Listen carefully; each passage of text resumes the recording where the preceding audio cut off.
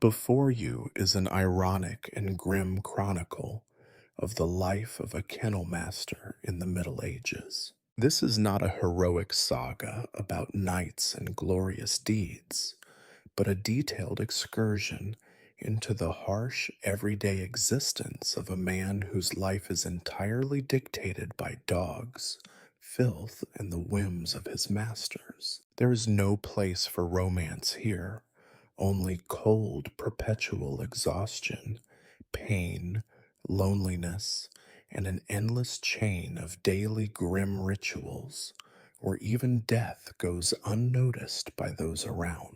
But before you get comfortable, make sure to like this video and subscribe to the channel, and let me know in the comments which city you're watching from and what time it is for you right now.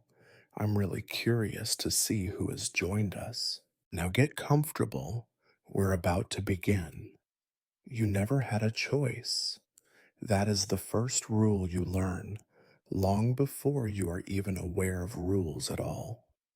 There is no ceremony, no family heirloom, no prophecy or strange mark upon your skin. You are simply born, as countless others before you, to a hut built too close to the kennels and much too far from the manor. You come into the world not to the sound of church bells or celebratory horns, but to the sharp, ceaseless barking of dogs and the overwhelming scent of wet fur mixed with piss and straw. Your mother is a tired woman whose hands have forgotten softness. She is the only one to cut your cord, and her lullabies are stories about dogs that went mad, men who lost fingers, and the ever present threat of a bad winter. Your father is rarely home, because when he is sleeping. When he is not, he is with the hounds, or with the master, or with a bottle, the three principal gods in your family's crude little faith. You grow up surrounded by the low murmurs of curses and the constant sound of scratching, dog claws against wood, your mother's knuckles against a cauldron, your father's cough against his ribs. From your very first memory, you are a kennel master, not a lord, not a page, not a knight, not even a common farmer, certainly not a merchant. Merchants wear clean linen and smell of spices. Two things you will never know. You do not own a thing in this world, not even your name, because even that is borrowed from your father's father's father, a man who died of dog bite fever before he could see 30 winters. No one asks what you want. If they did, you would not know how to answer. You learn to walk dodging between sleeping dogs. You learn to run, because if you trip and step on the wrong tail, you will learn what sharp teeth feel like before you learn to speak. The world is teeth, fur, mud, and the weight of eyes always watching you, human and canine. The first time you see the Lord, you are so covered in filth that you could have been mistaken for a stray. He does not look at you. He never does, unless something has gone wrong in the kennels. Your cradle is a pile of straw in the corner of your family's single room. The walls are thin, and the cold comes in every night as if it is a member of the household. The only warmth comes from the dogs, pressed tight together for heat, and you sometimes sneak into their heap just to feel their breathing, even though you know you will be covered in fleas for days afterward. There are children who dream of escaping. You do not. You do not dream at all. You sleep deeply when you can, because tomorrow will be like today, and every day will be like that until the world ends. Sometimes you envy the dogs. They seem to accept the world as it is, never questioning, never hoping for more. When you are very small, you ask your mother if she loves you. She says, "Of course, the same as I love all my pups." You are not sure if that is meant to be comforting. Education is for the Lord's sons. Your lessons are practical: how to scrub filth from fur with icy water that bites your fingers, how to calm a dog in pain, how to hide bruises from your father's belt, how to listen for the master's footsteps and disappear if he is in a foul mood. You quickly discover that the world is not fair. The world is not safe. The world is the kennels, and the kennels are a place where you belong because there is nowhere else to go. When you are 6 winters old, you are given your first real responsibility. It is not a toy or a treat. It is a sack, heavier than you, filled with bones and scraps from the Lord's table. Your job is to drag it to the kennels and distribute the contents without losing any fingers. You are proud at first. Then you are bitten hard, and the pride leaks out with the blood from your hand. You cry, but not for long. Your father hears and gives you a look that says, "It is nothing. Get up, feed the dogs." So you do, you always do. Some boys become squires. They clean armor and polish swords, dreaming of glory. You clean up dung and polish dog bowls, dreaming of nothing at all. You learn that sometimes the dogs go mad, and there is no cure for that. You learn that if you die here, under the cold mud and straw, there will be no marker, no song, not even a mention at supper. Only the dogs will notice, and they will sniff you for a while before finding something more interesting. One day, an old hound dies, and you are told to bury it. The ground is hard, your hands are small. The work takes hours, and when you are done, you stand there in the cold, your back aching, your fingers numb, and you realize that you have done this all your life, and you will do it all your life. And so did your father, and so did his father, and none of it matters. Not really. The world is a kennel, and you are the dog boy, the boy with no escape and no illusions. You are a kennel master, though no one will ever call you that with respect.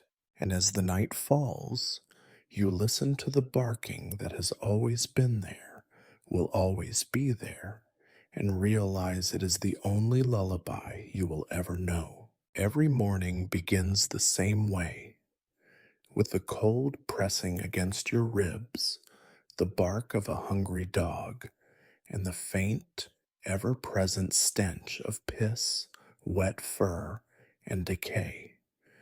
There is no rooster here, no gentle dawn chorus. The dogs are your alarm, and their calls are less song and more warning. The first sound you hear, before your eyes are even open, is the gnawing scrape of claws against rough-hewn wood. You rise before the sun, mostly because if you do not, the dogs will ensure you do. One or two of them have learned how to nudge the flimsy barrier that passes for your door, shoving their muzzles into the cramped space you share with your mother. If you are unlucky, a wet nose presses into your cheek. If you are very unlucky, it is not just a nose. Sometimes You are roused by the sharp, immediate pain of a dog's teeth, testing whether your hand is edible. There is no time to yawn or stretch, and certainly no time for prayers. You begin the day already late, already behind, already filthy. The first step is always the most dangerous. You must navigate the floor, which is earth and mud, with straw laid down to absorb what the dogs leave behind. The straw is old and black, ground into the dirt by years of footfalls and paws. You must step carefully, because in the gloom, the difference between straw and excrement is only a question of luck. You dress in yesterday's clothes because you have no others. They are stiff with old sweat, dog slobber, and the faint crust of something you would rather not identify. Your boots are never dry, always squelching with every step, leaking cold water and mud. Your hands are calloused, stained, and perpetually chilled, and your breath rises in clouds that mingle with the musk of the kennels. The first task is always the chains. Dogs in the Lord's kennel do not run free, not all of them. Some are dangerous, some sick, some simply too valuable to be allowed liberty. You must check every collar, every chain, every knot and iron ring, because if even one dog escapes, it is your hide.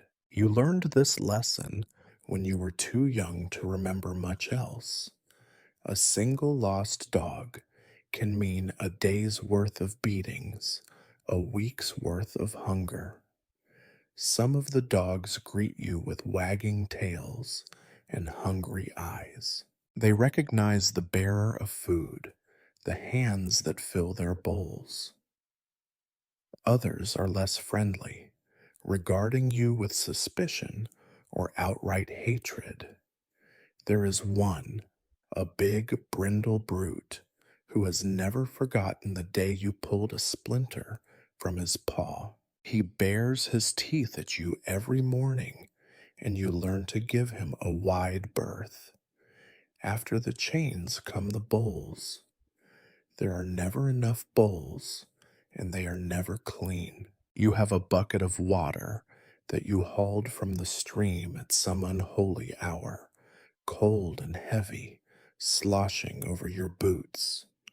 You pour a little in each bowl, scraping away the worst of yesterday's leavings with a flat stick. Sometimes there is mold clinging to the rim, a soft green fuzz that looks almost alive. Sometimes a rat has found its way in, and you must chase it out with curses and kicks. Breakfast is not for you. If you are lucky, there are a few crusts of bread, so hard you could break a tooth.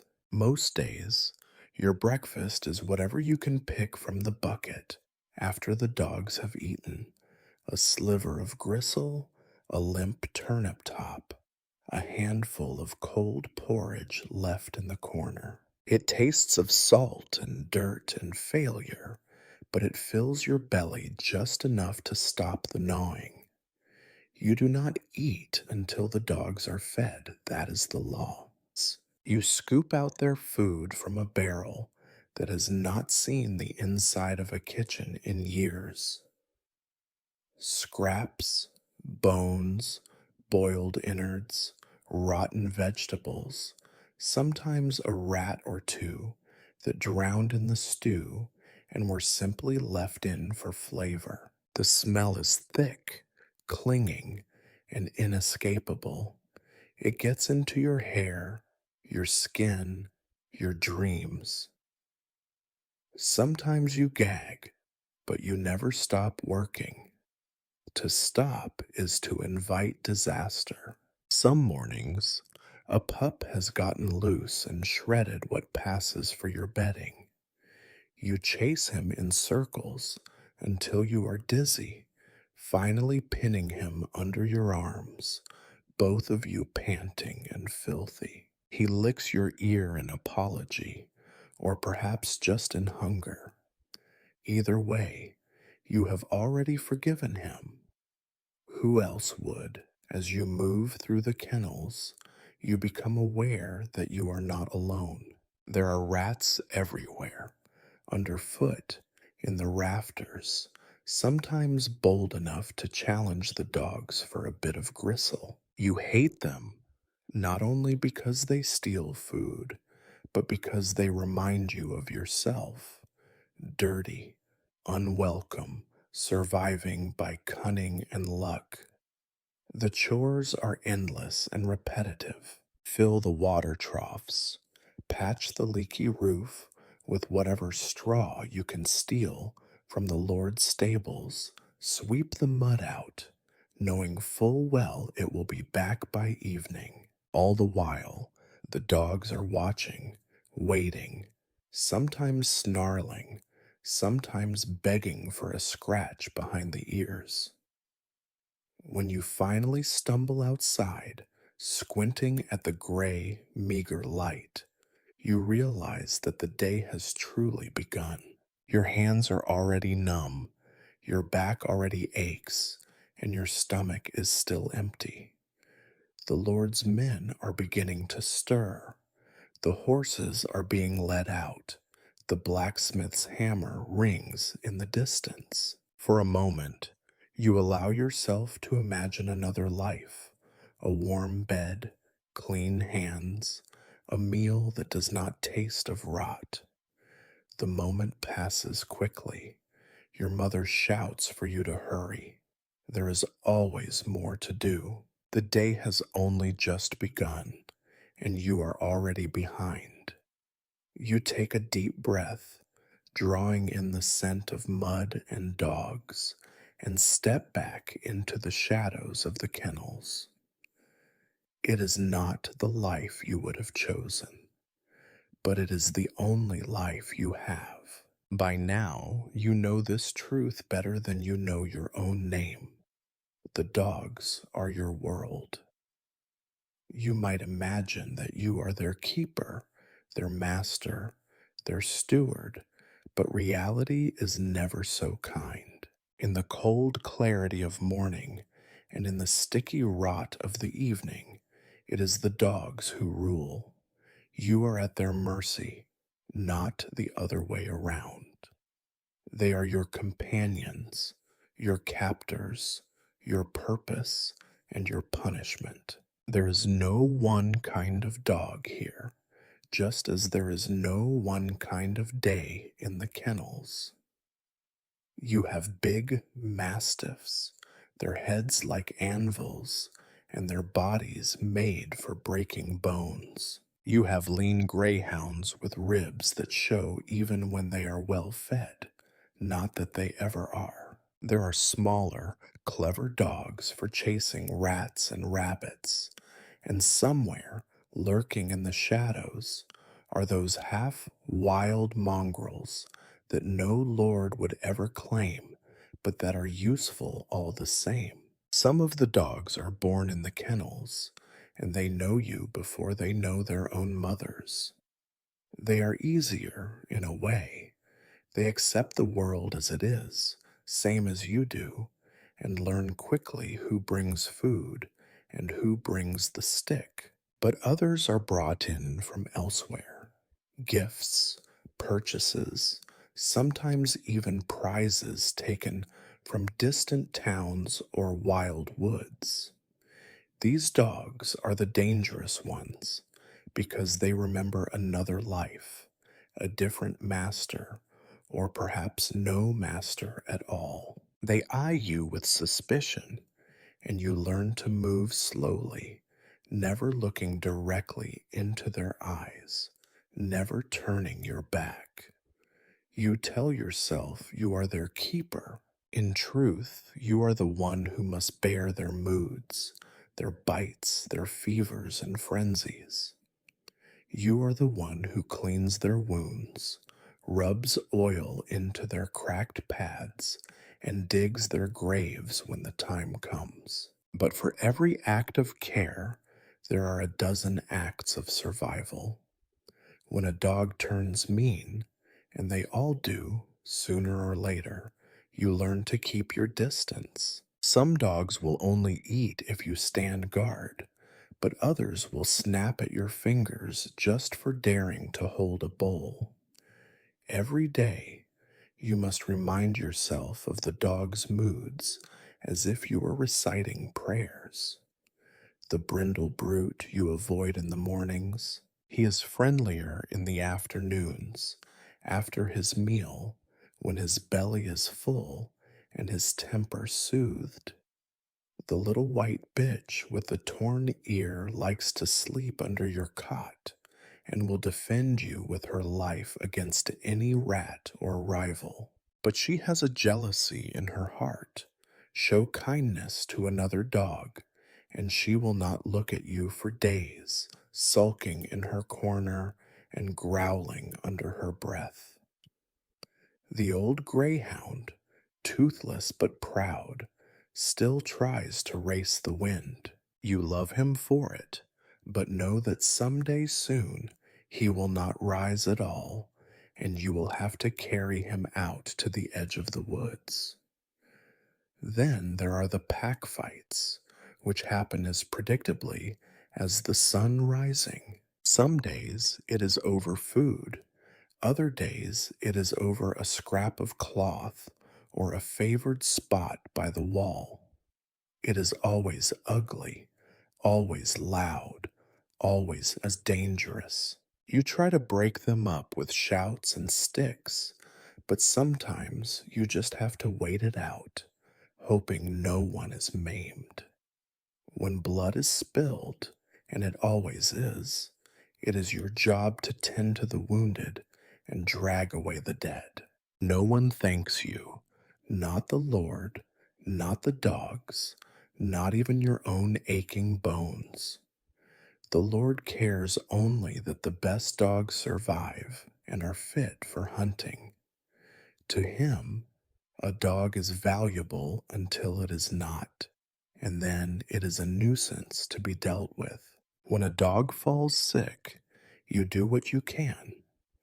Herbs from the old woman in the village, poultices of mud and moss, whispered prayers to saints you do not believe in. If the dog recovers, it is seen as proof of your diligence. If it dies, you must make sure to dispose of the body before the Lord comes to inspect. The smell of death is hard to hide, but you learn tricks, smearing vinegar under your nose, burning straw, burying the body deep, and marking the spot so you do not dig it up again by accident. Sometimes you find yourself talking to the dogs, not just the words of command, sit, stay, quiet, but real conversation, confessions whispered into floppy ears. You tell them things you would never say to another person. How you wish for warm bread and clean water, how you dream of running away, how you are frightened of dying in this mud, forgotten by everyone except them. The dogs listen, or seem to, heads cocked, eyes bright with a patient, animal intelligence. Sometimes, when the moon is full and the world is still, you imagine that they understand everything. Other times, you suspect they are laughing at you in the way only dogs can. You never let your guard down completely. Even the gentlest dog can turn, without warning, into a whirlwind of teeth and claws. Hunger makes them cruel, pain makes them unpredictable, and there are days when you envy them their honesty. A dog's anger is simple, direct. A man's anger is complicated, layered, aimed at you for reasons you cannot control. When the Lord comes to inspect the kennels, you stand aside, invisible, while he points and commands. He praises the biggest, strongest dogs, curses the sickly ones, and blames you for every flaw. Sometimes he brings guests, fine men and women who wrinkle their noses and laugh at your filth, but praise the dogs for their spirit. The Lord never praises you, not even when the dogs are at their finest. At the end of the day, when you crawl into your straw heap, it is the dogs who curl beside you, their warmth the only comfort you have. They snore, they twitch, they chase invisible hairs in their sleep. In the darkness, you listen to their breathing, feel the rise and fall of their sides, and know that, for better or worse, you belong to them. Here, in the endless mud and musk of the kennels, there is no escaping their needs, their hungers, their silent, demanding presence. You are the kennel master, yes, but only because they allow it. The dogs are your charges, but more than that, they are your masters, and you are just another creature bound by the leash of duty and survival. You hear stories sometimes, drifting on the wind from the village, or whispered among the servants on rare evenings when the Lord's temper is calm and no one has been beaten that day. Stories of distant cities where fountains run clear, where people bathe in scented waters, and where linen is changed so often that it never turns the color of mud. You do not believe these stories, not really. They are fairy tales, as fantastical as dragons or saints who walk on water. Your world is not water and light. Your world is filth, and the daily war against it that you are doomed to lose. The river is your only source of water, and the river is not clean. It snakes past the kennels in a sluggish brown line, carrying with it everything the village discards: the runoff from the fields, the scraps from the butcher, the odd dead animal, the waste from 100 huts. When it rains, the river rises and the filth comes closer, flooding the path to the kennels and leaving behind a film of oily mud that clings to your boots and seeps into every crack of your skin. Sometimes the Lord's men grumble about the stench, but you know that it is not the river's fault. It is simply the world as it is. Fetching water is one of your daily chores, and it never gets easier. You heave a bucket made from warped staves and rusty hoops, always leaking, always heavy, out to the riverbank. The mud sucks at your boots, threatens to pull you down. You learn to move quickly, to keep your balance, to ignore the shapes moving beneath the surface of the water. Sometimes you see dead things floating by: a drowned rat, a bloated dog, once even the pale, staring face of a child the village had stopped talking about weeks before. You do not scream. You do not pray. You simply fill the bucket and carry it back, sloshing water and whatever else you could not avoid scooping up. There is never enough water. The Lord's family uses most of it for their own needs: cooking, washing, brewing.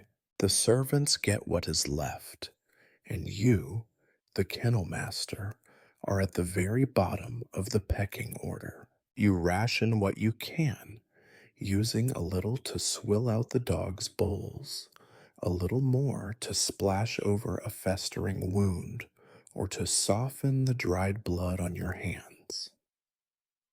As for washing yourself, it is a luxury you can seldom afford. Once a week, perhaps, if the weather is warm and the river not too foul, you strip down and scrub at your skin with handfuls of wet moss, feeling the dirt come away in greasy layers. It is never enough. The smell lingers. The grime settles back in before your skin is even dry. The filth is everywhere. It seeps into your clothes, your hair, your very thoughts. The kennels are alive with it. Dog hair drifts in the air like snow, clumps in corners, tangles in your fingers. Fleas and lice make their homes in your bedding, your shirts, your beard. You scratch constantly until your skin is raw and your nails are rimmed with blood. At night you lie awake, listening to the soft, relentless chewing of the vermin that share your bed, and wonder if you will ever know peace again. Your hands tell the story of your life. The skin is thick, cracked, and stained with earth and worse. The nails are broken, sometimes missing entirely. You wash them when you can, but there is always something left under the surface. The memory of blood, the scent of rot, the itch that never quite goes away. You have seen the Lord's children, their fingers soft and pink, nails trimmed and clean, and for a moment you want to weep at the difference, at the gulf that will never be crossed. There is no such thing as privacy here. You piss in a bucket, if you are lucky, or behind the kennels, if you are not. The dogs do the same, wherever and whenever the urge strikes them. Their mess is your daily enemy, shoveling it out of the straw, scraping it from between the floorboards, trying not to breathe too deeply as you work. In summer, the heat bakes the filth into a hard crust.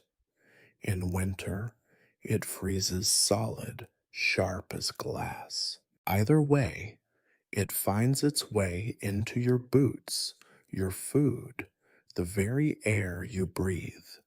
Hygiene, for you, is not a word.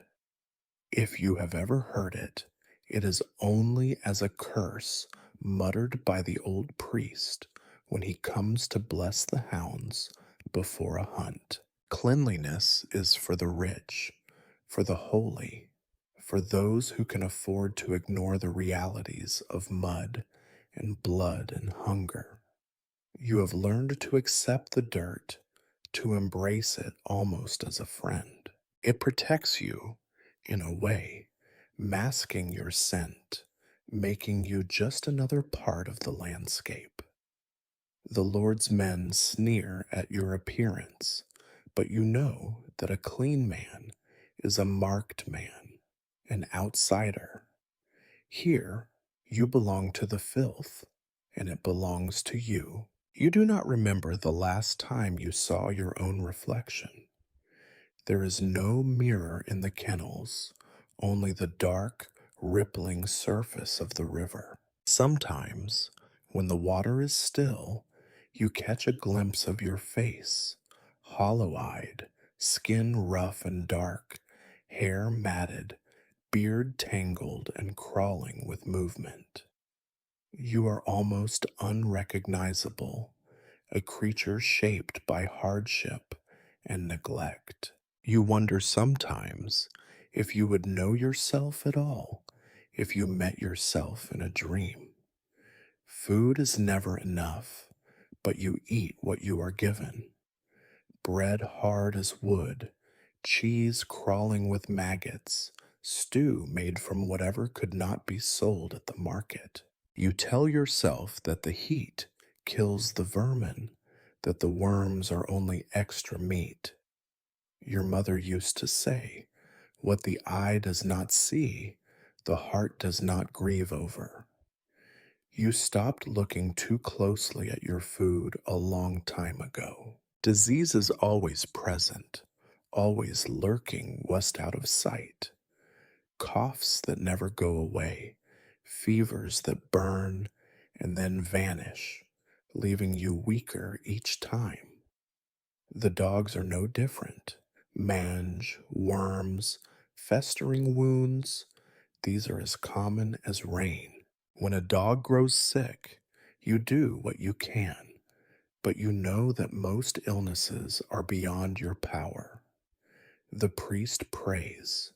The healer sells you bitter draughts, but in the end, most die all the same. Sometimes you envy them their escape. The world is dirt, and the dirt is your world. You carry it with you, inside and out, a constant reminder of your place. If you ever dream, you dream of rain, clean, hard, endless rain, washing everything away, leaving you new and raw and whole again. But when you wake, the mud is still there, and so are you. You shrug on your filthy clothes, shoulder your leaky bucket, and step out into another day. The river is waiting, the dogs are waiting, and the filth is always there, waiting for you. There is a peculiar stillness that descends on the kennels before the master arrives. You feel it in your bones, a tightening in your gut that no amount of familiarity can soften. The dogs, too, seem to sense it. Their ears perk, their eyes sharpen, their movements become careful and quiet. The birds go silent, and even the ever present rats seem to disappear. The world holds its breath, bracing for the arrival of the only man who matters. The Master, your Lord, your owner, your fate made flesh, does not come to the kennels every day. He prefers the warmth and comfort of his manner, the softness of velvet, the taste of wine. But every few days, sometimes at dawn, sometimes in the dead of night, he appears on the threshold, his boots already soiled from the brief walk across the muddy yard, his cloak wrapped tightly against the stink. When he comes, nothing and no one can prepare enough. You always know he is coming long before you see him. His voice, sharp as a whip, carries across the yard, berating a servant or barking orders at one of his sons. He likes to be heard before he is seen. There is a certain rhythm to it, a rising crescendo of anger and impatience, punctuated by the whimper of a dog or the slam of a door. By the time he arrives, you are already standing to attention, eyes downcast, heart hammering in your chest. He never comes alone. There is always an entourage, a huntsman, a steward, sometimes a guest from another estate, eager to admire his prized hounds or to sniff at the spectacle of your misery. They march behind him like shadows, echoing his every word, snickering at his jokes, glaring at you as if daring you to make a mistake. When the master enters the kennels, the dogs react in ways as individual as their faces. Some cower, tails tucked and bodies pressed flat to the ground, remembering the last time he kicked them for barking too loudly. Others bark furiously, straining at their chains, eyes wild with fear or anticipation. A few, the oldest, the wisest, simply watch, resigned to whatever fate the morning brings. Your job in these moments is to become invisible. You stand at attention, hands behind your back, head bowed. You answer every question with a "Yes, my lord," or a "No, my lord," voice trembling but clear. You do not volunteer information. You do not offer explanations unless asked. You certainly do not make excuses. The master has no patience for excuses. The inspection is always the same and always different. The master paces down the line of pens, his boots squelching in the mud, his cane tapping against the wooden posts. He stops in front of each dog, sometimes crouching to peer into its eyes, sometimes prodding it with his cane to test its spirit. He notes every flaw, a dull coat, a limp, a scar that was not there before. Each imperfection is a personal affront, an insult to his pride, a crime for which you are to blame. Why is this one so thin? He demands, jabbing a finger at a greyhound whose ribs are painfully visible. She will not eat, my lord, you reply, voice barely above a whisper. Then make her eat. If she dies, I shall have your hide for a rug. He moves on. Another dog, this one with a torn ear, shivers in its pen. The master glares at you. What happened here? She fought with the brindle dog, my lord. I separated them as soon as I could. He snorts. You are as useless as ever. If she cannot hunt, she is no use to me. Do you understand? Yes, my lord. Sometimes the master brings a guest, some fat nobleman who fancies himself a lover of dogs. They peer at the animals, occasionally reaching through the bars to stroke a muzzle or pinch an ear. If a dog snarls or snaps, you are blamed. Have you not trained them better? Do you want my guests to be bitten? The master bellows, and the nobleman laughs behind his hand. It is not just the dogs that are inspected. The kennels themselves come under scrutiny. The master examines every corner, every pile of straw, every half rotten plank. He notes every patch of mold, every puddle of urine, every patch of dried blood. Is this how you keep my property? He sneers, kicking a filthy bucket aside. I have seen pigsties cleaner than this. What do I pay you for?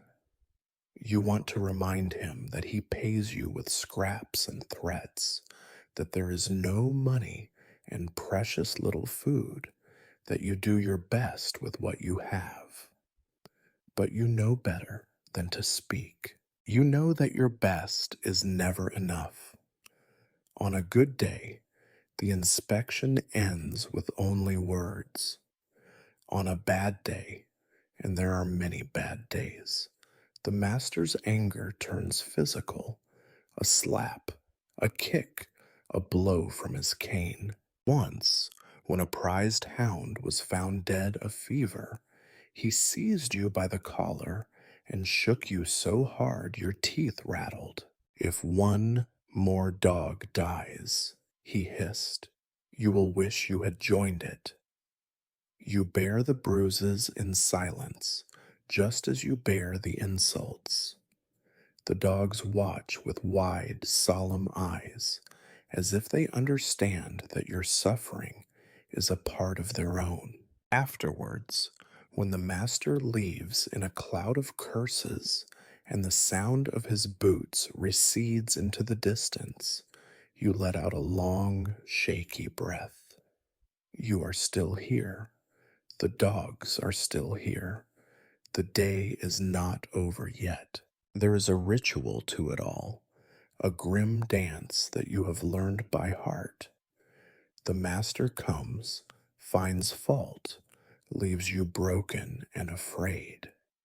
You patch up what you can, soothe the frightened dogs, mop up the blood and the filth. There is no time for self pity, no space for rebellion. The world is as it is, and your place in it is to endure. Once in the early days, you dreamed of escaping. Now, you know better. There is nowhere to go, no life beyond the kennels. The master's shout is the law, his cane the only justice. You are a kennel master, yes, but never the master. That honor belongs to the man who shouts, who inspects, who leaves you cowering in the mud.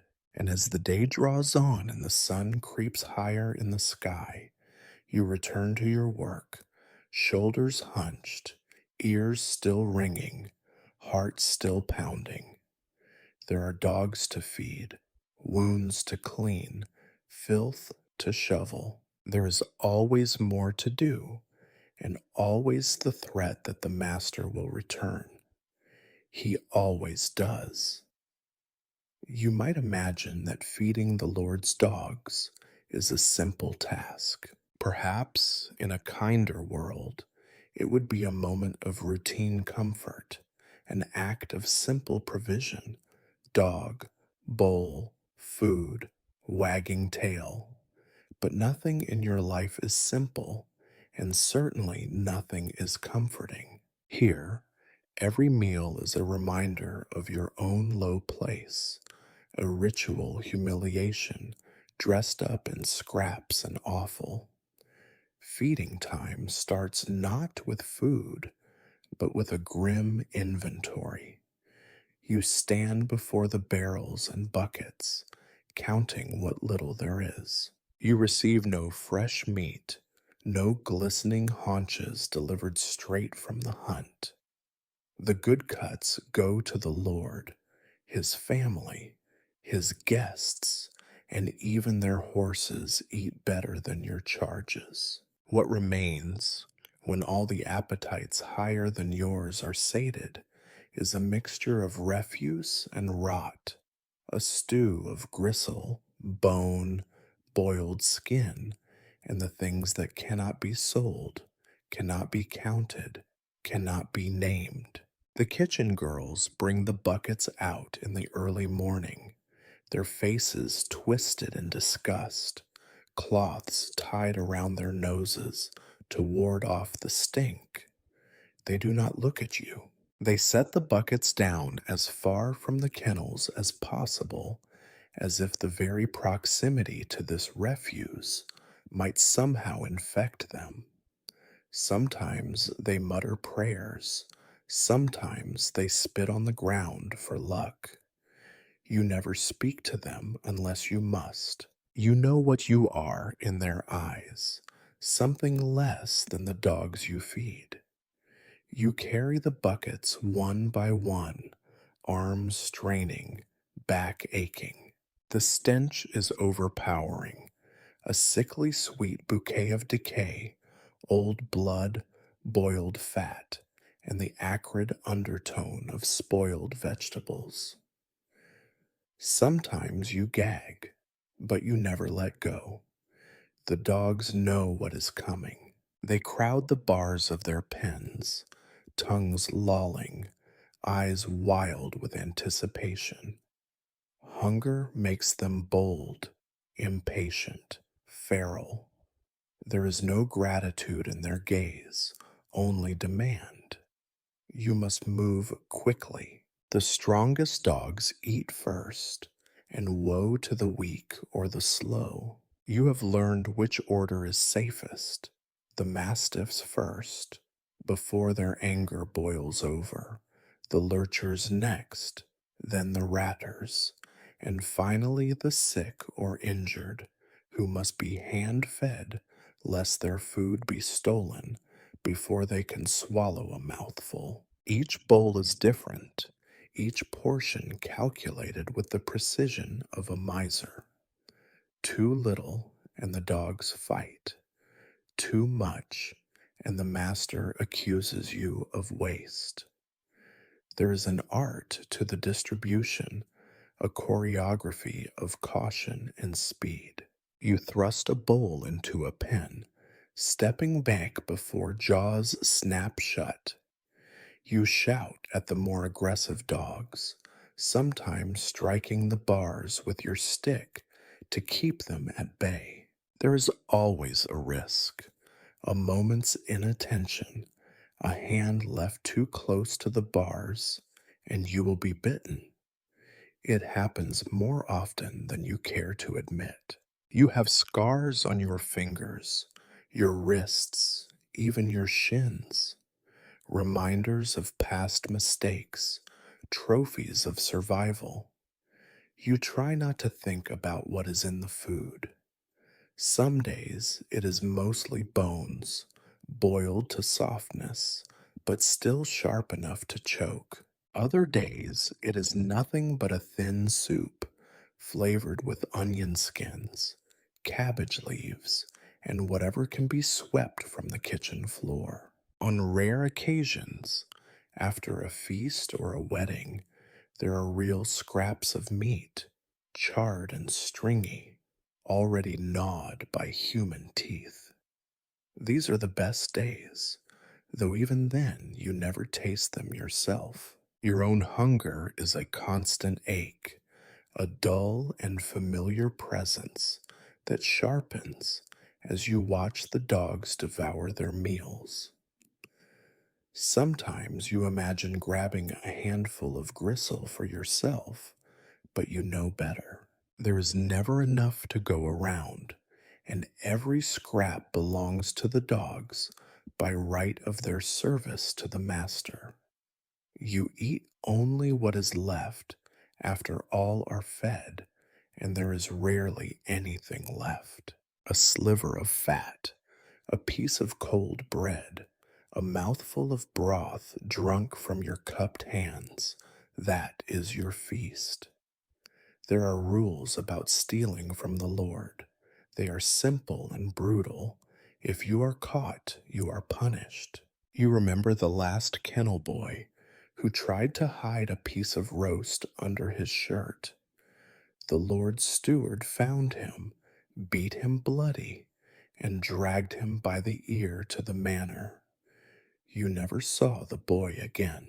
The rumor is that he was sent to the mines, or perhaps sold to a tanner. Either way, he was never missed, except by the dogs, who howled for 3 nights, waiting for the only one who had ever slipped them a little extra on cold mornings. When a dog refuses to eat, the real trouble begins. The master does not tolerate waste, and a dog that goes hungry is a threat to his pride and his purse. You try everything, coaxing, scolding, hand feeding, even mixing the food with a little milk or dripping fat. Sometimes it works, sometimes it does not. When a dog starves itself to death, you are blamed. When a dog overeats and sickens, you are blamed for that too. There is no winning, only surviving. Fights break out during feeding more often than you can count. Hunger breeds desperation, and desperation breeds violence. You have seen dogs tear at each other for a crust of bread, have seen them gnaw the flesh from a rival's leg rather than go hungry. You separate them when you can, with shouts and kicks and the ever present stick, but sometimes all you can do is watch and hope they do not kill each other before the master finds out. You learn to eat quickly, furtively, always watching over your shoulder. Sometimes, when you think no one is looking, you lick your fingers clean of the grease from the bowls. Sometimes, in the dead of night, you find yourself dreaming of food, real food, hot and fresh, the kind you will never taste. You wake with your mouth watering, your belly cramped, your heart heavy with shame. Feeding the dogs is not just a chore, it is a daily lesson in hierarchy. The master eats first, then his family, then his favored guests, then his horses, then the dogs, and only then, at the very end, do you feed yourself. Even the rats and crows often get more than you do, scavenging what the dogs leave behind. You are not angry anymore. You are resigned. This is the way of things. The when the last bowl is empty, when the dogs are licking their lips and settling in to sleep, you gather the buckets, scrape out the last bits, and return to your corner. If you are lucky, you find a crumb to suck on or a sliver of gristle to chew. If not, you go to bed hungry, dreaming of a world where you are not always last, where you do not have to fight for scraps. But the world is what it is. The dogs are fed, and you are not. That is your place. That is your life. There is a moment every day, just after the feeding, when you could almost believe in peace. The dogs, having devoured what scraps you managed to scavenge from the bottom of the Lord's social order, settle for a heartbeat of time, jaws working, eyes half lidded, with the animal relief of an empty stomach filled, if only barely. But it is an illusion, a cruel trick. There is no peace here, not really, not among the dogs, not among the men, and certainly not in your own bones. The first brawl erupts over bones. It always does. In theory, you portion out the food so that each dog receives just enough to keep it from turning on its neighbor. In practice, there is never enough. The Lord's greed is your starvation, and your starvation is the dog's war. The dogs learn faster than any priest or lord that the world is a place of scarcity. They snarl, snap, and bare their yellowed teeth, fighting for the richest bone, the fattest scrap, the last moldy crust at the bottom of a bowl. You try to separate them, but your tools are few. A wooden stick, worn smooth by countless blows. Your voice, hoarse from shouting. Your boots, always caked with filth. Sometimes the stick works. More often, it just adds you to the list of things being bitten. The dogs do not care for your pain. Hunger makes saints into demons, and your dogs are neither, only hungry, only desperate. One day, a young mastiff and a wiry black lurcher go at it over a splintered rib. The sound is sudden and shocking, a snarl that grows to a roar, the thud of bodies slamming into the walls of the kennel, the scrape of claws on wood. The other dogs back away, some yelping, some just watching, eyes glittering with the cruel curiosity of creatures who know it could be their turn next. You leap in, swinging your stick, shouting yourself hoarse, trying not to slip on the mess of mud and blood that quickly pools beneath them. You are not a hero. You are not even a good referee. Sometimes you manage to break them apart with nothing worse than a few scratches on your arms. More often, One or both daws end up bleeding, limping, or with a chunk of ear missing. Once, in the dead of winter, you watch a fight drag on until one dog collapses, breathing in shallow gasps, his side torn open. The master is furious, but not at the violence, at the loss of a good dog, at the waste. You are punished, of course, as if you had started the fight yourself.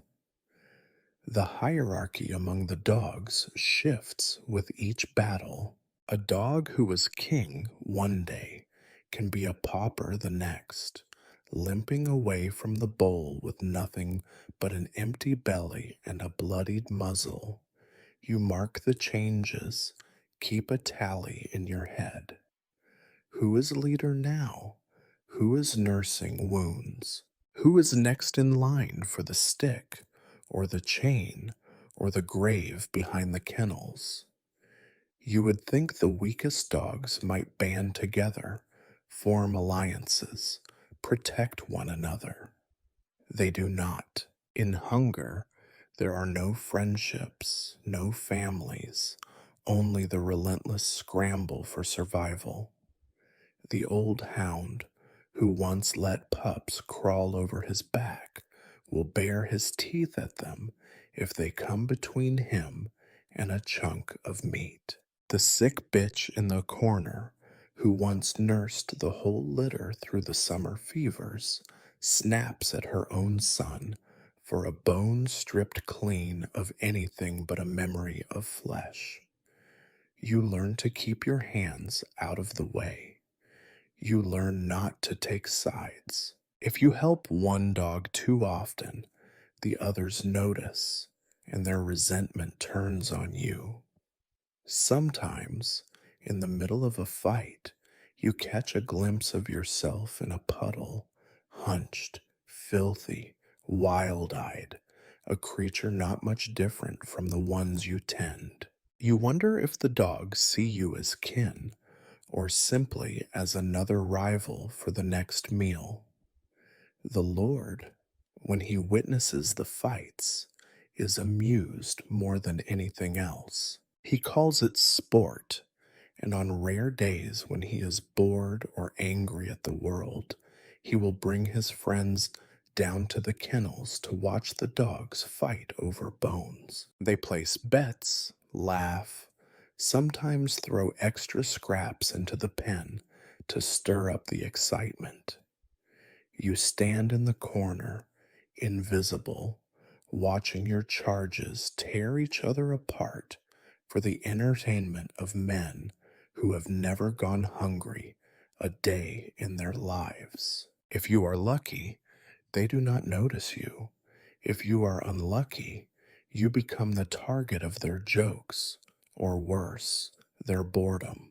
There is a secret, shameful part of you that sometimes roots for the dogs, that hopes the biggest, meanest brute will leap the fence and take a chunk out of the Lord's velvet clad guests. But nothing so exciting ever happens.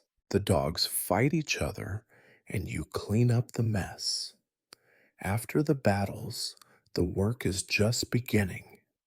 You patch wounds as best you can, using old rags and whatever herbs you can beg from the village wise woman. Sometimes, if the wound is not too deep, it will heal. More often, infection sets in, and you watch helplessly as a strong dog withers, shivers, and dies. The master blames you, of course. You bury the body behind the kennels in a grave so shallow that the next rain brings up bones. There is a violence to every day, an undercurrent of threat that never disappears. The battles are not just for food. They are for dominance, for space, for warmth, for your meager attention. The dogs squabble over sleeping places, over who gets to curl closest to the dying embers in winter, over the right to bark the loudest at the moon. You are both referee and participant, caught in the endless churn of conflict and consequence. When night falls, the kennels are never silent.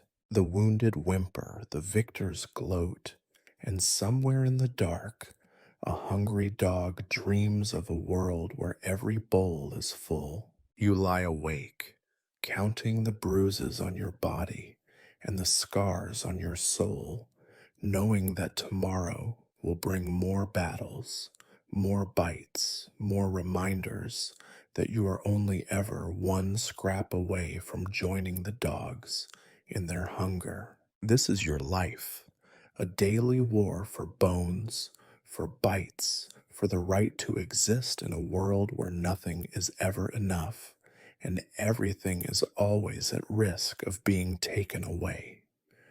No matter how hard you try to prevent it, there is always blood in the kennels. Some days, the battles for bones and scraps end quickly, with nothing worse than a bitten ear or a torn lip.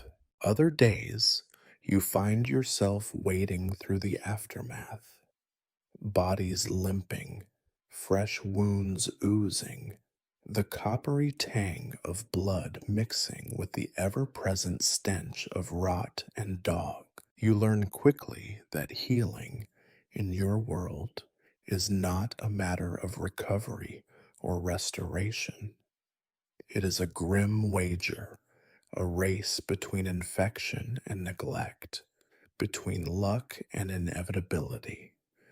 There are no doctors for dogs here. There are barely doctors for people, and you would not trust one with your life, let alone the lives of your charges. The village healer is an old woman with a bad temper and a worse smell, who dispenses the same handful of bitter herbs and superstitions to every ailment, animal or human. She spits in the dirt if you ask for more than a scrap of advice. Let them lick their wounds, she says, and pray the rot does not set in.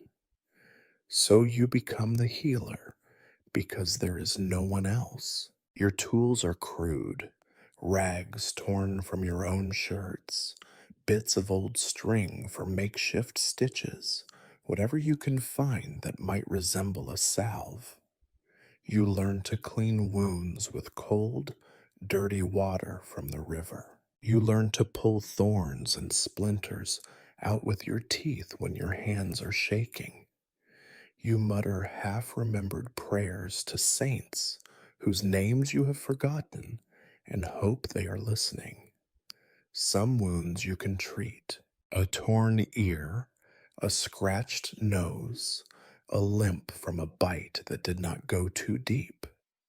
You wash the injury, wrap it as best you can, and let the dog recover or not. If the wound festers, if the flesh turns black, or the dog starts shivering and foaming at the mouth, you know the end is near.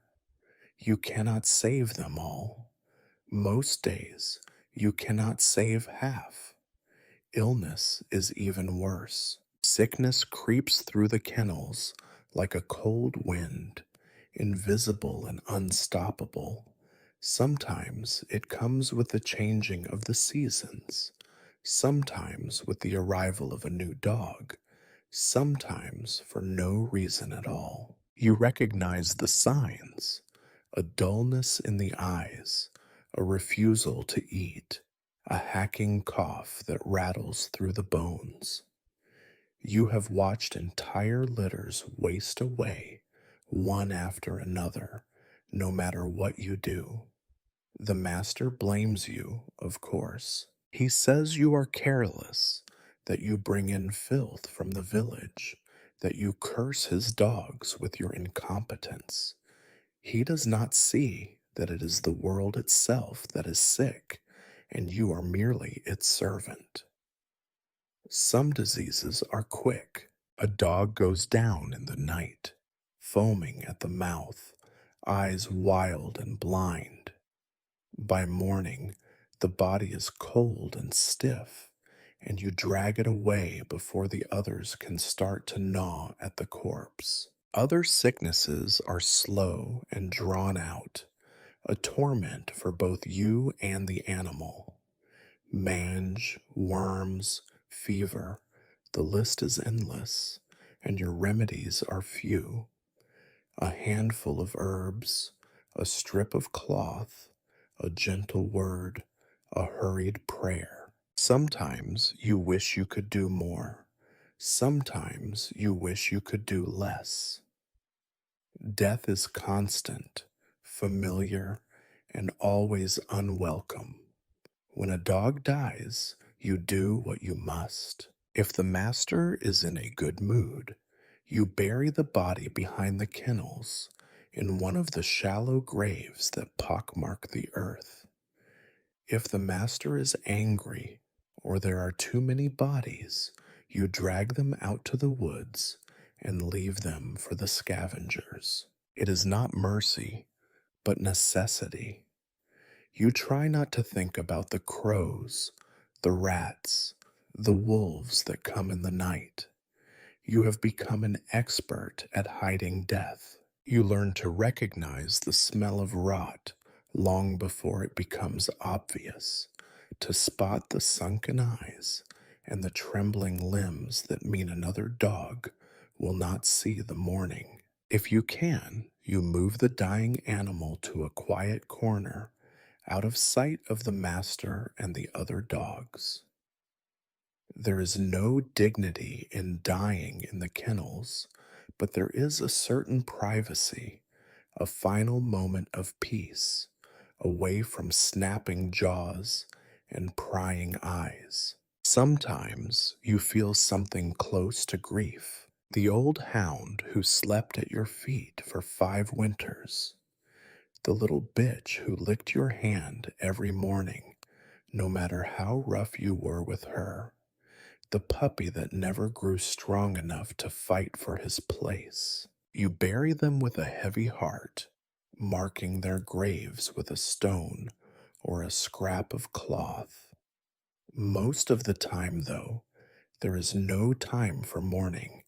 There are always more dogs, more wounds, more illness, more death. The master does not care. To him, a dog is valuable until it is not. If one dies, there will be another. If you grieve, you do so in silence, behind the kennels, under the pale moonlight that turns every bone into a ghost. The dogs understand, perhaps. They sniff at the fresh graves, whine softly, and then move on. You do the same. You have to. There is no room in your life for anything else. There is a reason the Lord keeps dogs at all, and it is not out of sentimentality or affection. Dogs are not pets here. They are tools, as necessary and expendable as a sword, a plow, or a pair of boots. Their worth is measured in teeth, in speed, in obedience. The hunt is where this worth is tested, and it is your job, as the kennel master, to ensure that every hound is ready when the horn sounds. This is no simple task. If feeding is a daily grind, training is a daily battle against the animals, against the master, against the limitations of your own body. You begin before sunrise, when the world is still gray and silent, except for the low whimpers of hungry dogs. The Lord wants his hounds lean and hungry, sharp and eager for blood. You gather the chosen animals, leashing them with lengths of stiff leather. The big dogs strain against their collars, eyes bright, bodies trembling with the memory of chase and kill. The smaller ones yelp, jostle, snap at each other and at you. There is little romance in their excitement.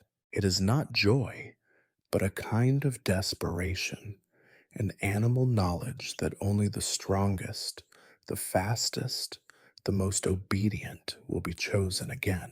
The training field is a patch of hard, rutted ground behind the kennels, marked by old bloodstains and tufts of fur.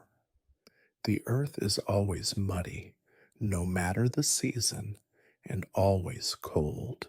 The Lord sometimes comes to watch, barking orders and threats from beneath his velvet cloak, his boots kept dry on a wooden platform while you and the dog slog through the mire. Other times you are left alone, and the only witnesses are the crows perched on the fence, waiting for scraps.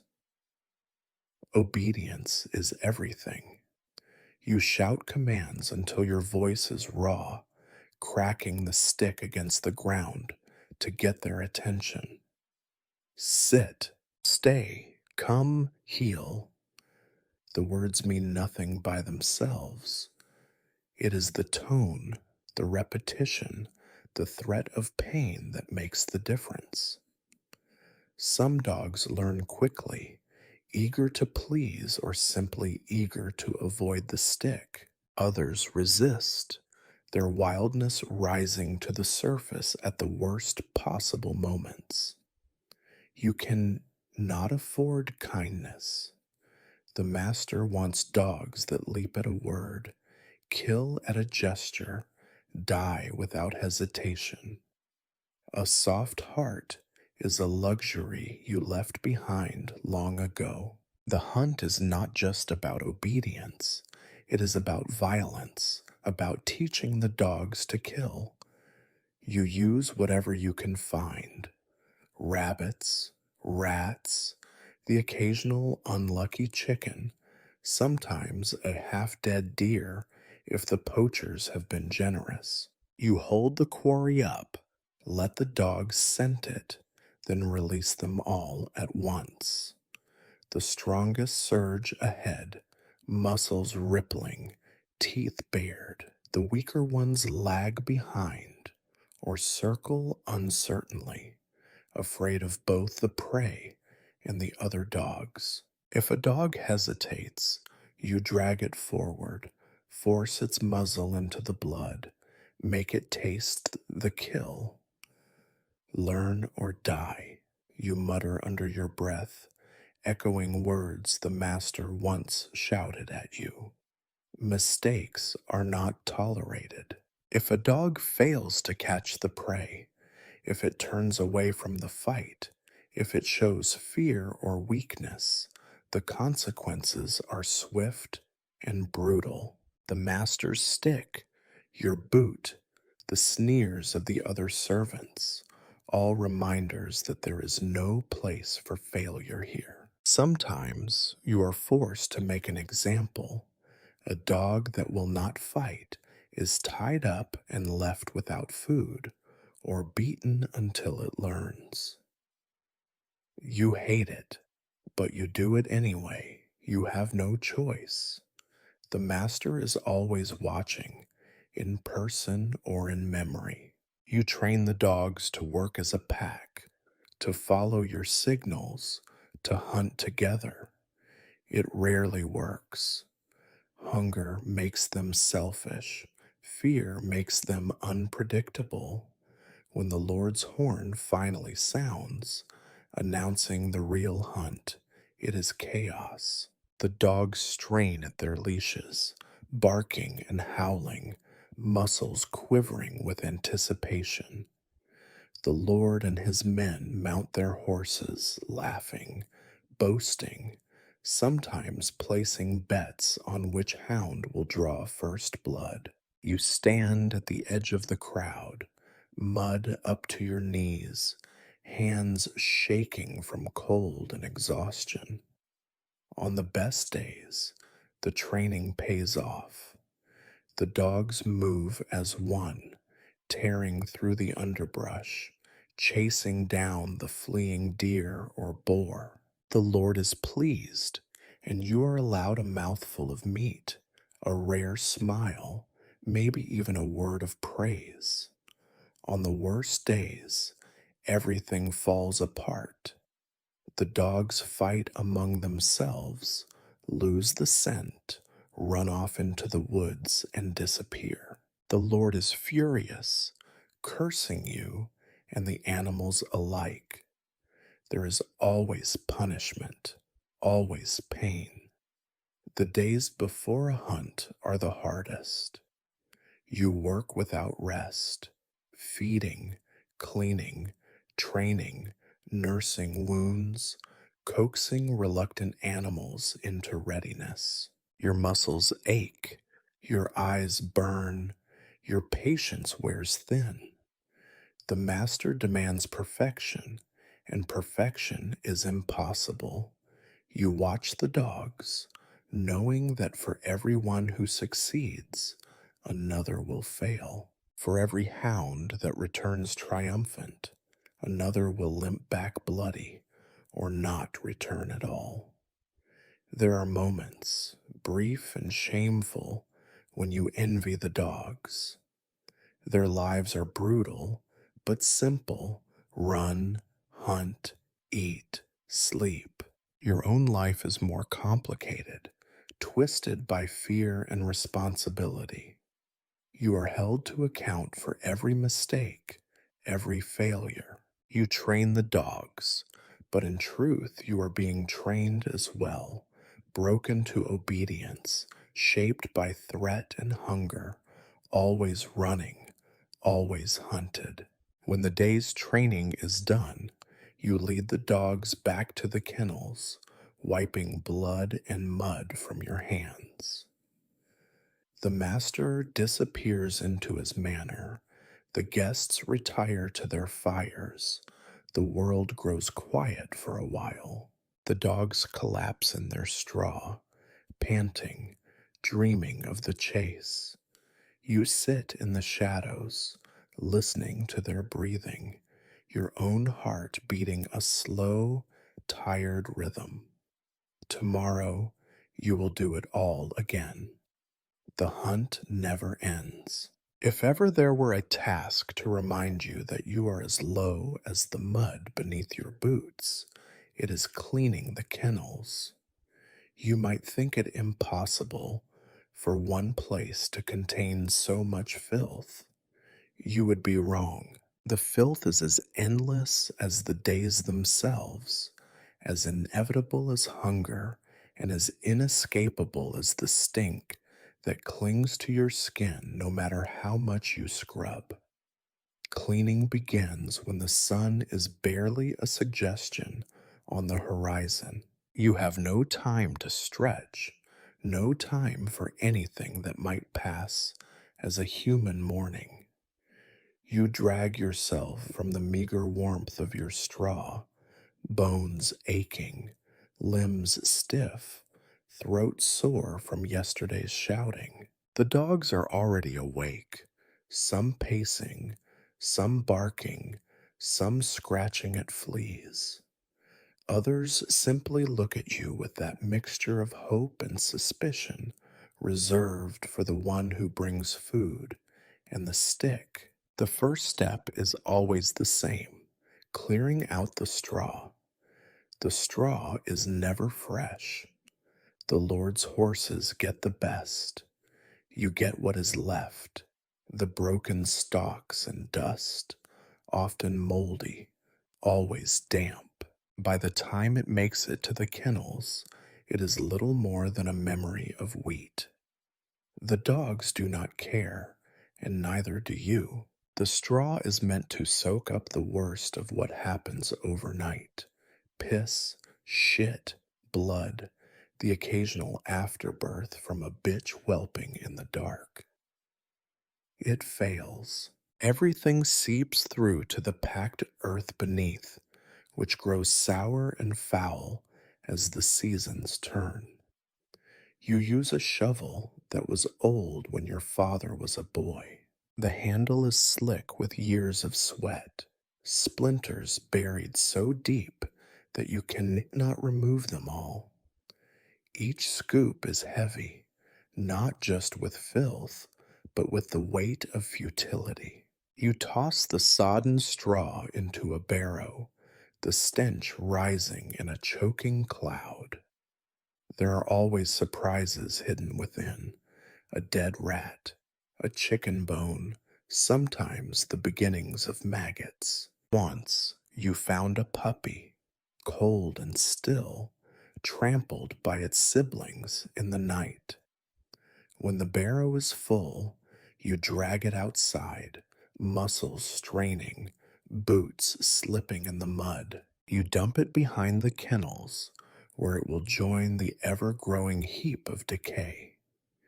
In summer, the pile attracts flies in such numbers that it seems to move on its own, a living carpet of black. In winter, it freezes into a solid mass, the stench dampened but never gone. The Lord does not care where the waste goes, only that it is gone from his sight. Next come the bowls. They are never clean, no matter how much you scrub. You carry them to the river, hack through the ice if you must, and rinse away the worst of the residue: grease, slime, bits of old meat, and mold. Each bowl tells the story of a dozen missed meals and 100 careless bites. Sometimes you see your own reflection in the water, distorted and ghostly. You look away. The pens themselves are a nightmare of filth. Dried shit cakes the corners, mixed with straw and hair and blood. You scrape at it with your shovel, then with your hands when the shovel fails. Your nails break, your knuckles bleed. You wipe your hands on your shirt, but the stains never come out. There is always more filth, always another corner that needs cleaning, another patch of earth that has turned black with rot. The smell is beyond description. It seeps into your clothes, your skin, your dreams. You taste it in your mouth when you eat, carry it with you when you sleep. The other servants wrinkle their noses when you pass, even though they are hardly clean themselves. The Lord's sons once held their noses and called you shit boy. You do not bother to answer. You know what you are. Some days, the work is so overwhelming that you wonder if you are making any difference at all. You shovel, you scrub, you rinse, and by nightfall, the kennels look much the same as they did in the morning. The dogs do not notice. They shit where they please, tear up the fresh straw, vomit when their bellies rebel against another day's worth of scraps. It is not their fault.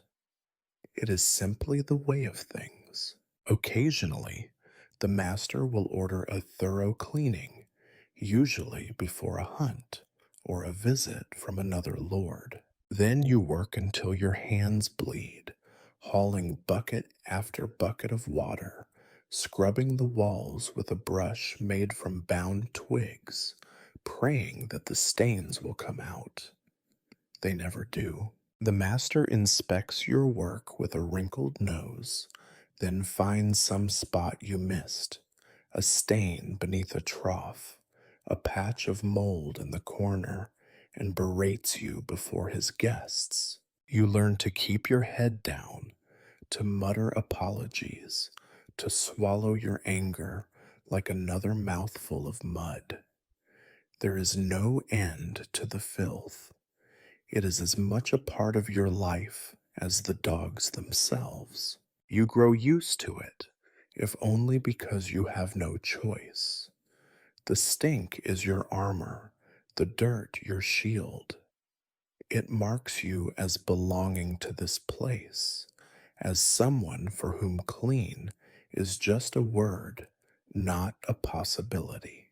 At the end of each cleaning, you collapse beside the dogs, too tired to care about the grime on your skin or the bites on your hands. You rest your head on your knees, listening to the dogs breathe, watching the sunlight filter through the cracks in the wall.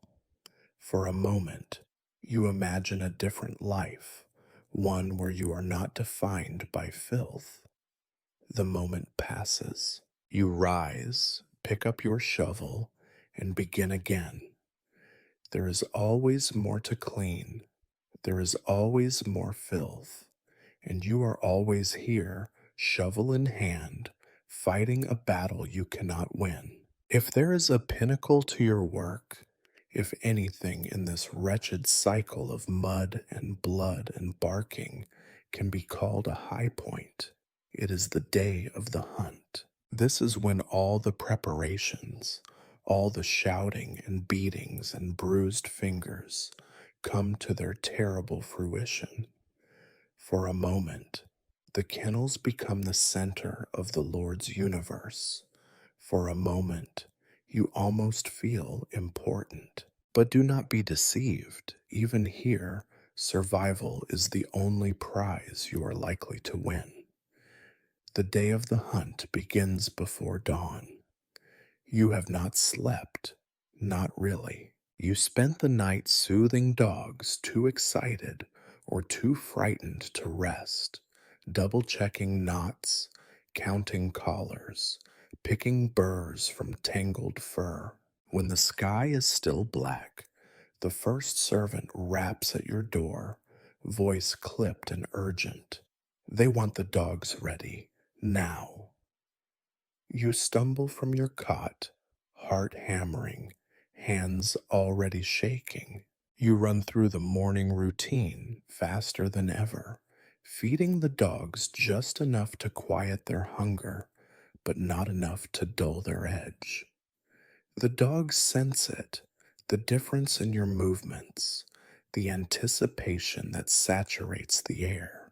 They pace and whine, tails high, teeth bared in silent promises.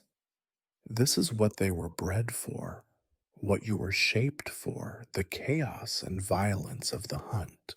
Soon the yard fills with the sounds of the Lord's retinue, the clatter of hooves, the rattle of armor, laughter that smells of old wine and new arrogance. The Lord himself emerges last, draped in rich furs, his face flushed with the joy of having something to kill. He surveys the dogs with the bored interest of a man reviewing his tools. You stand nearby, invisible unless something goes wrong. The Lord's guests are loud, proud, and completely uninterested in the work that went into this spectacle. They just about which dog will draw first blood, which servant will fall in the mud, which boar will die with the loudest squeal. If anyone notices you at all, it is only to mock the filth on your clothes, the fear in your eyes, the stink that never leaves your skin. The dogs are yoked and leashed, lined up like soldiers on parade. Your task is to ensure nothing goes wrong. It is a task doomed to failure. There are too many dogs, too many people, too much noise. Even the best trained hound grows frantic in the crush, straining against the leash, teeth snapping at the air and at each other. Your hands are cut and raw before the hunt has even begun, the ropes burning new scars into old calluses. When the horn finally sounds, the world erupts. Horses charge forward, riders shouting, dogs released in a tide of barking, howling fury.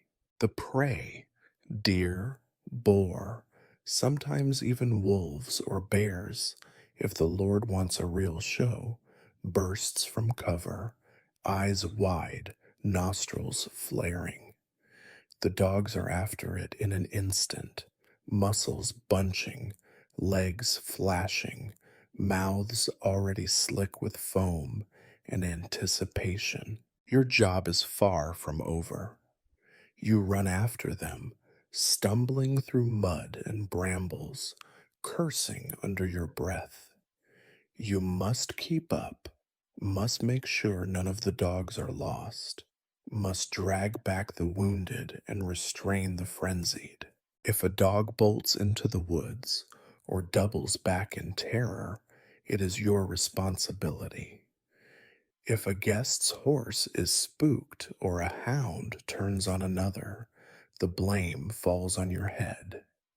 Every second is another chance for disaster. Sometimes, in the midst of the chaos, you glimpse moments of beauty, a dog leaping a fallen log, a perfect arc of movement and muscle, the wild, bright eyes of a deer as it twists away from death, the thrill in your own chest as you keep pace with the pack, breath steaming in the cold air. But these moments are fleeting, drowned in fear and exhaustion. You are not there to enjoy the hunt. You are there to survive it.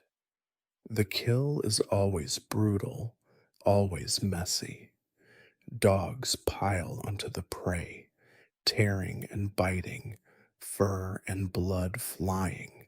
The Lord rides up last, sword raised, to deliver the final blow and claim the glory. The guests cheer, slap each other on the back, and praise the dogs for their ferocity, never sparing a thought for the ones left whimpering and limping at the edge of the clearing. Your hands are busy checking wounds, pulling dogs apart before they can turn on each other or you.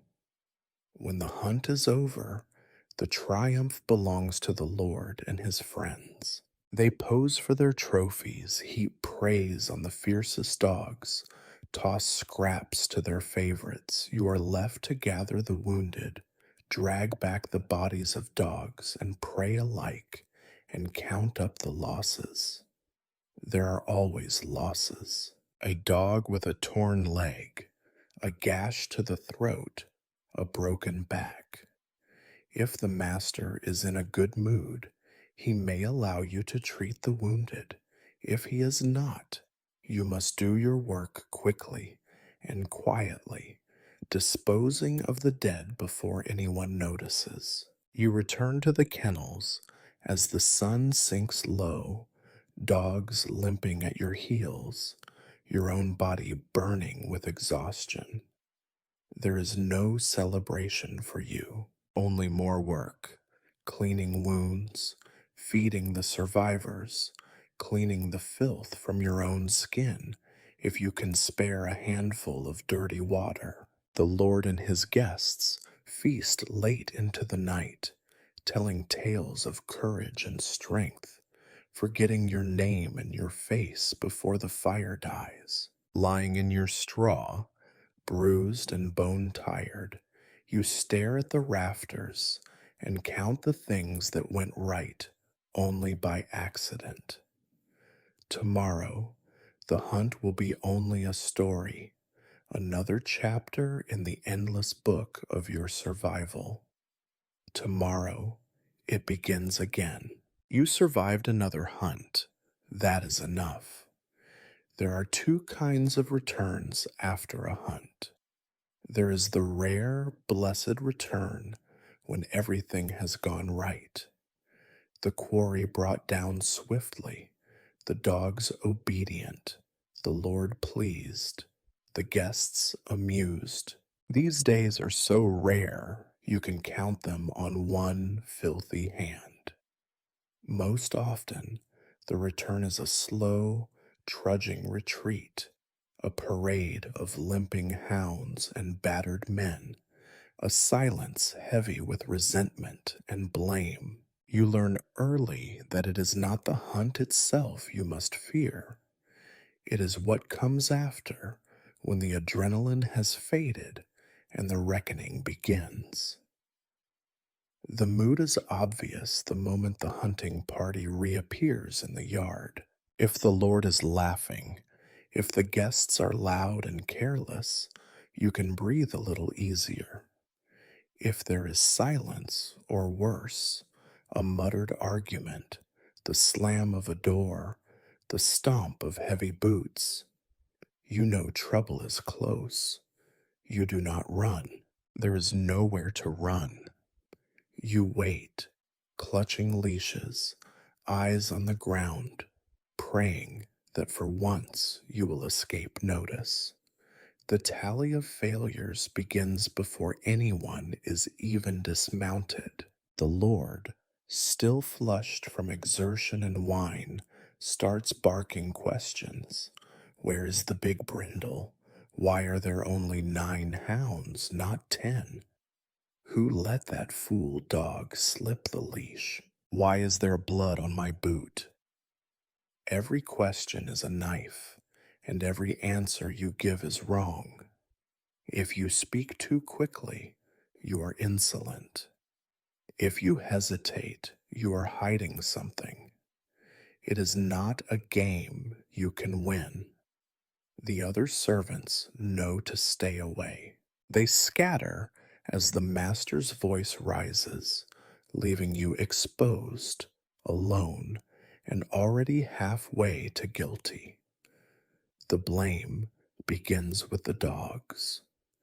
A torn ear, a broken leg, a missing hound, each is catalogued with a disgusted sigh or a barked order. Find that dog, mend that wound, explain yourself, kennel master, as if you are a conjurer, not a boy with bloody hands and an empty stomach.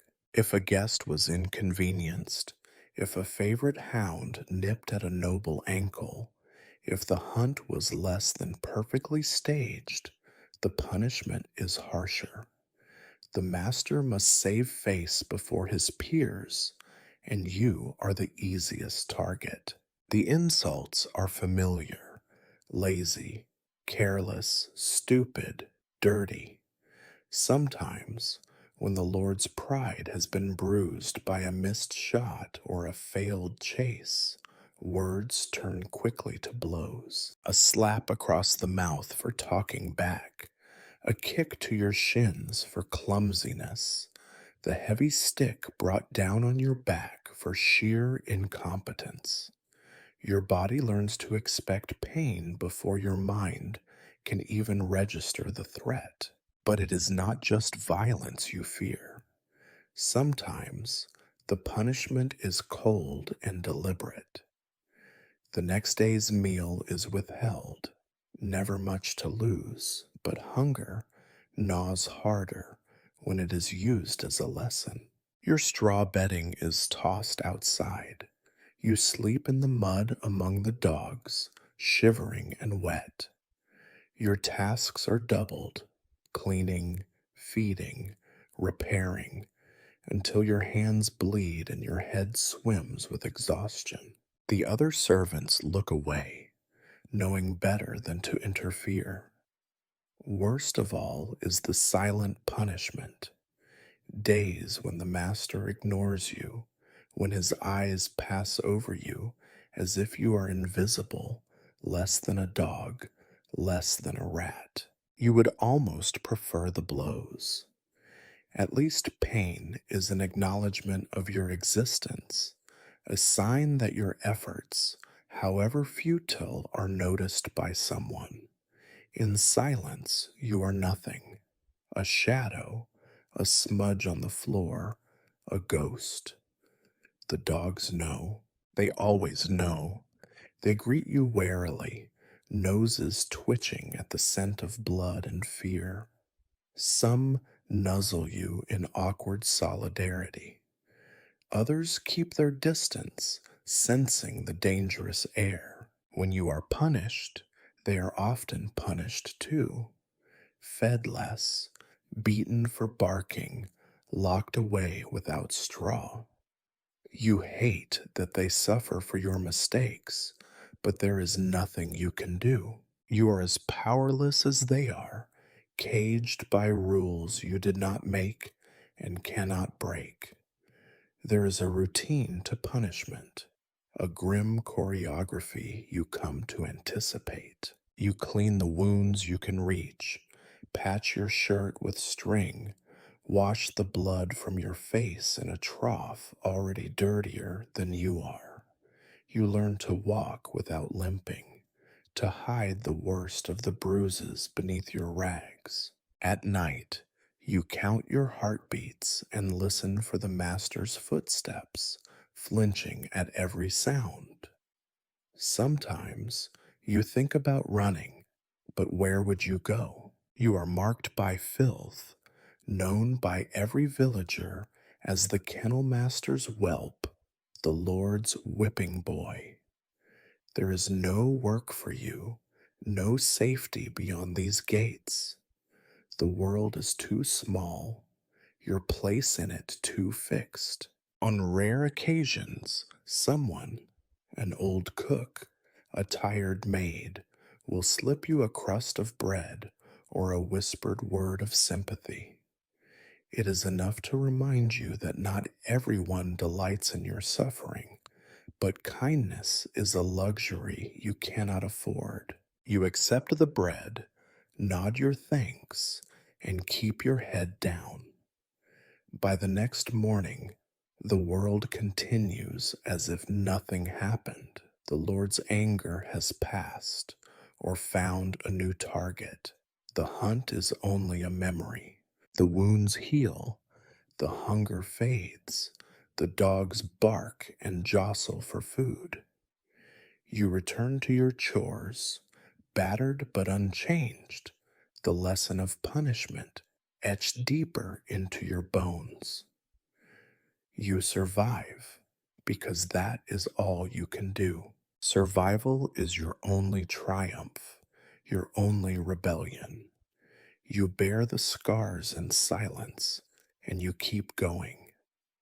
Tomorrow there may be another hunt, another failure, another reckoning.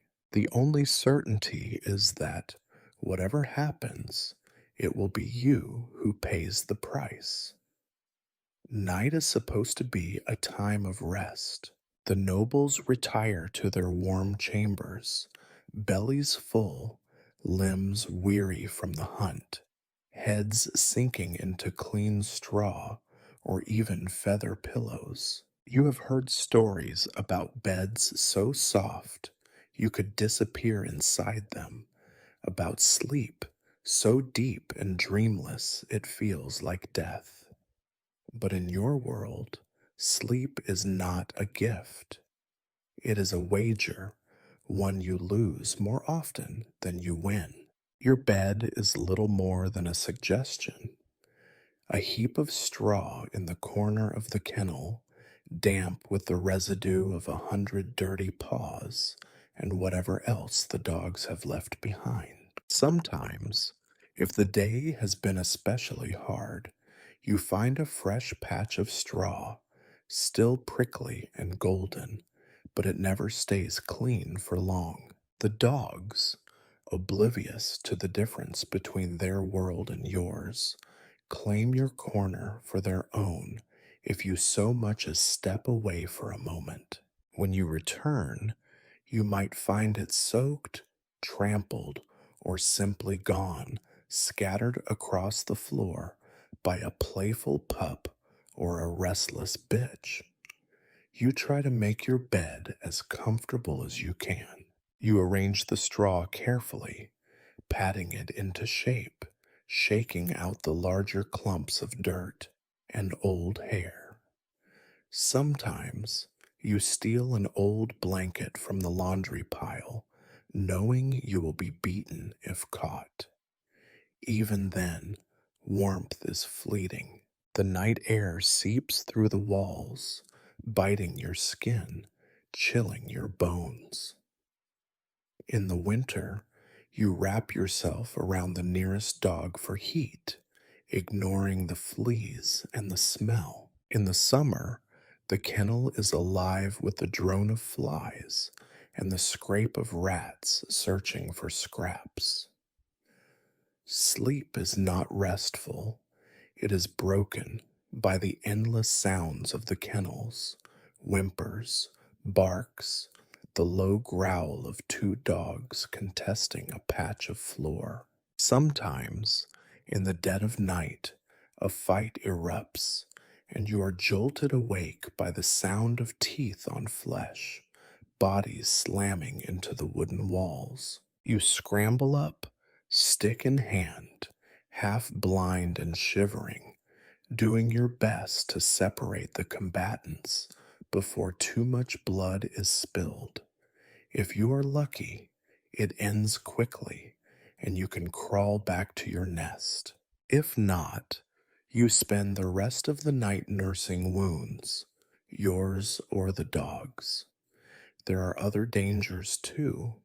Sometimes a dog slips its chain and prowls the kennel, teeth bared, eyes wild from hunger or pain. You learn to sleep lightly, always half aware of the shifting bodies around you.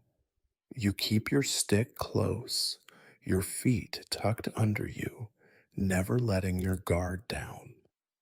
A careless moment can mean a bite, or worse. Once, you woke to find a dog standing over you, its breath hot on your face, its intentions unclear. You stayed perfectly still, heart pounding, until it wandered away. And then there are the threats from outside. The kennels are not impregnable. The world beyond is full of things that want what little you have. Thieves, desperate enough to steal even a sickly hound. Wild animals, bold in the lean seasons. Drunks from the village, looking for trouble or revenge.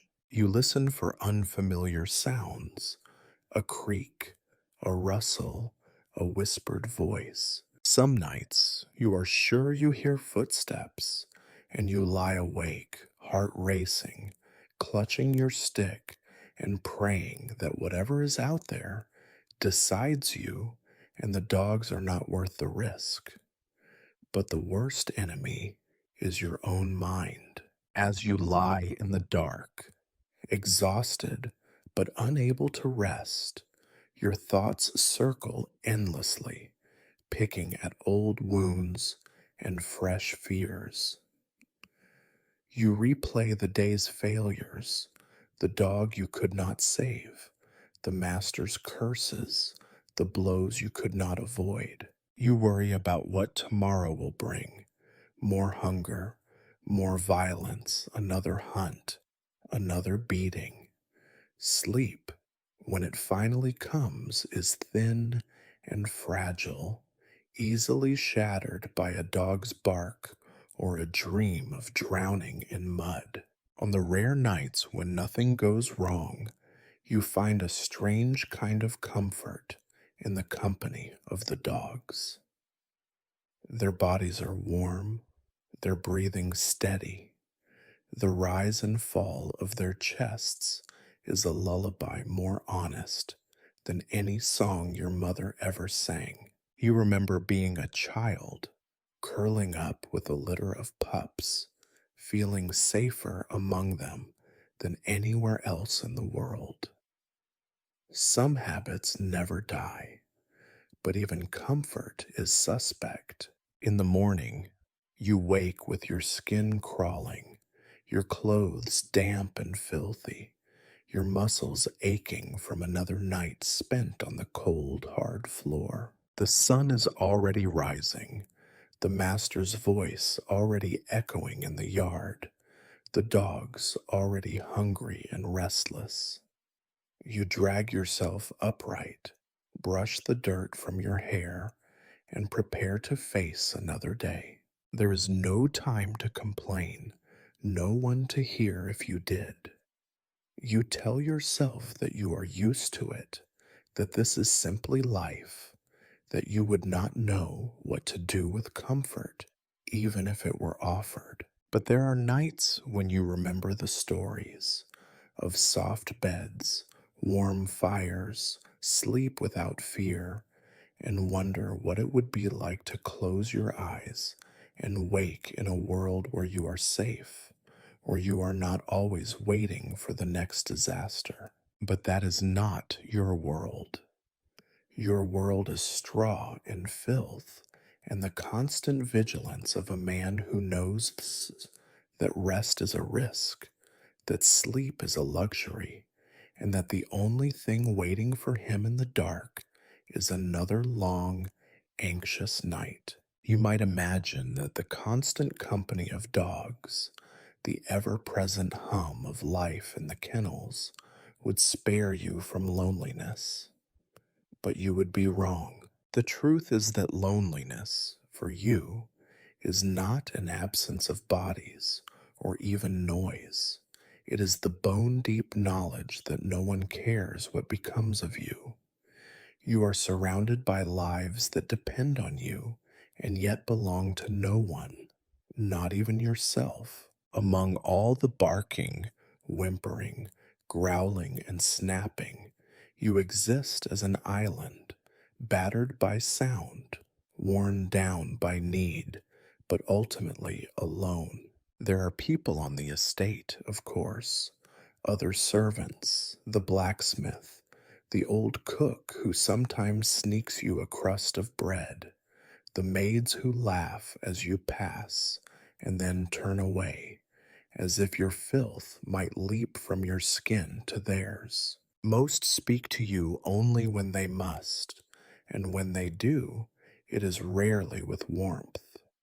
You are the kennel master, or worse, just boy, a creature defined by stink and misfortune. Sometimes they will call you over to do a foul task or to deliver a message to the master. Always, they look at you as if you might bite. You learn quickly not to expect kindness. You are not invited to eat at their table, not welcomed at their fires. You take your meals, when you get them, among the dogs, squatting in the straw, picking at scraps that would turn the stomach of a lesser man. You listen to the laughter from the servants' quarters, to the clink of mugs and the stories told in the dim glow of the kitchen hearth.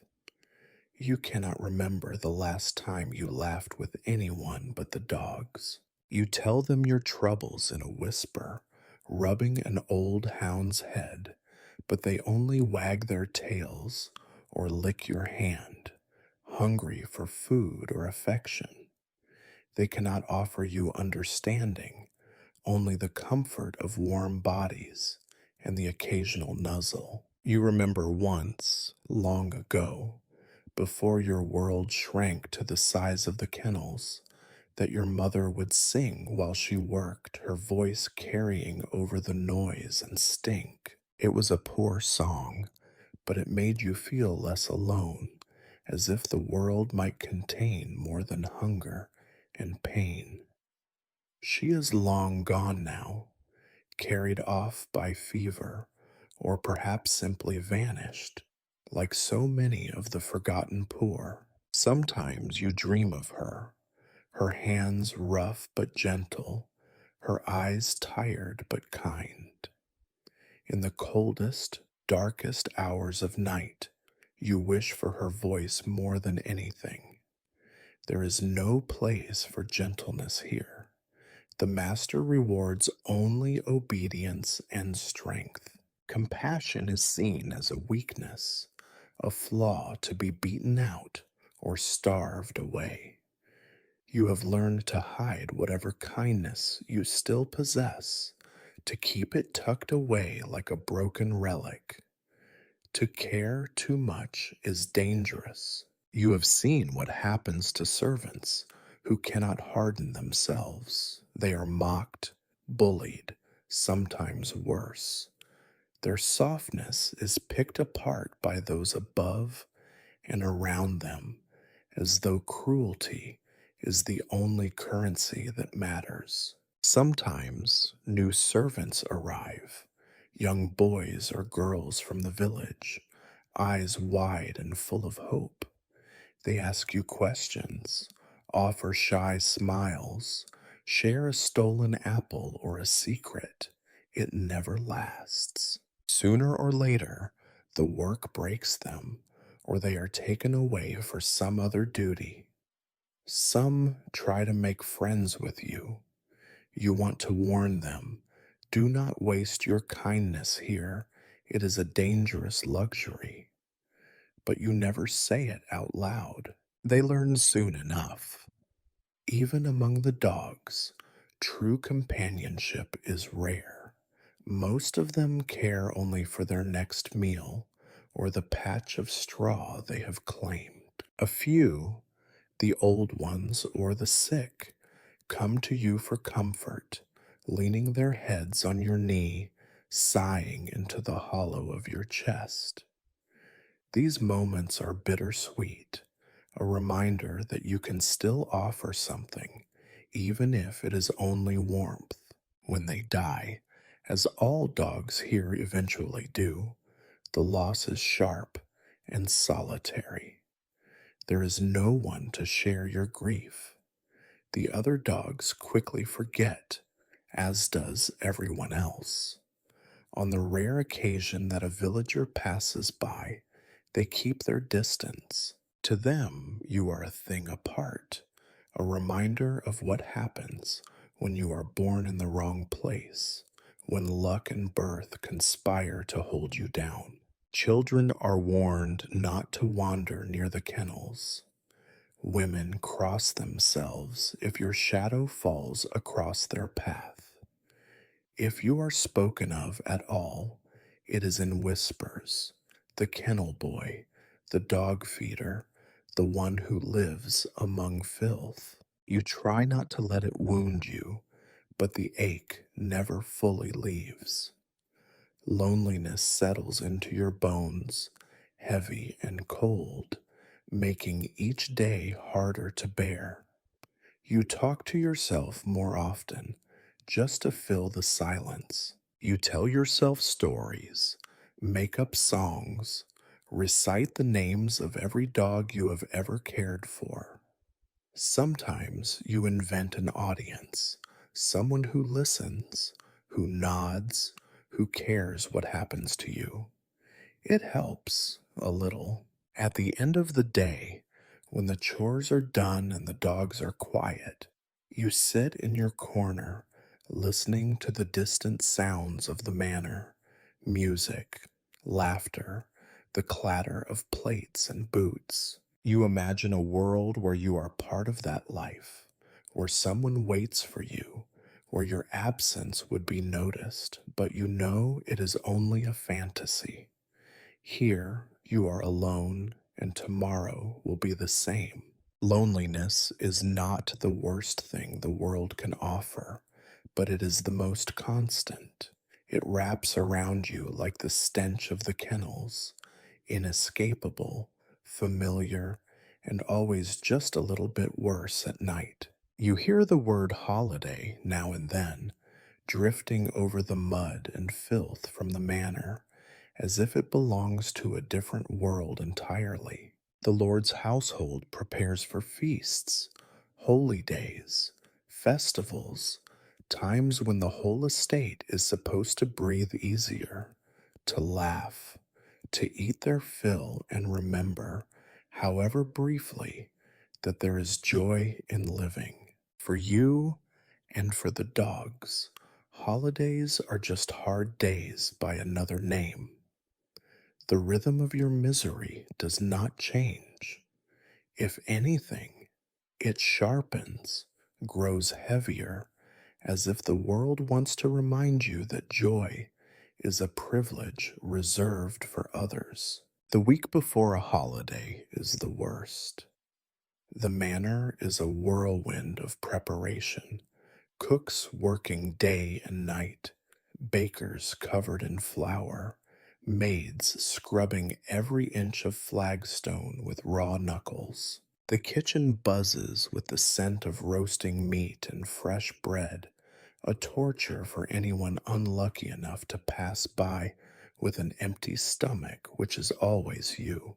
The Lord demands his hounds be cleaned, combed, and prepared for display, or for the inevitable hunt that will serve as entertainment for his guests. You work twice as hard, with less to eat and less rest.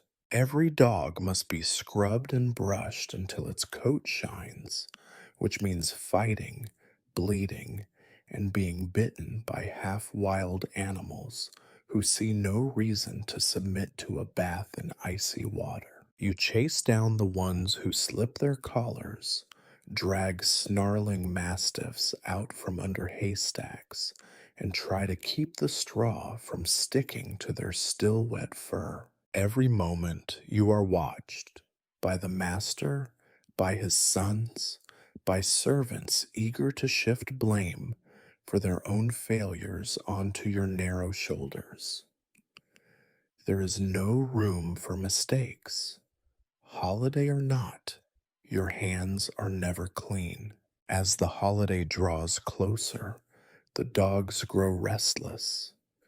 The kennels echo with their barking, whipped into a frenzy by the sounds and smells drifting from the kitchens. The good scraps are carried Owen for the Lord's table, leaving you with less than usual.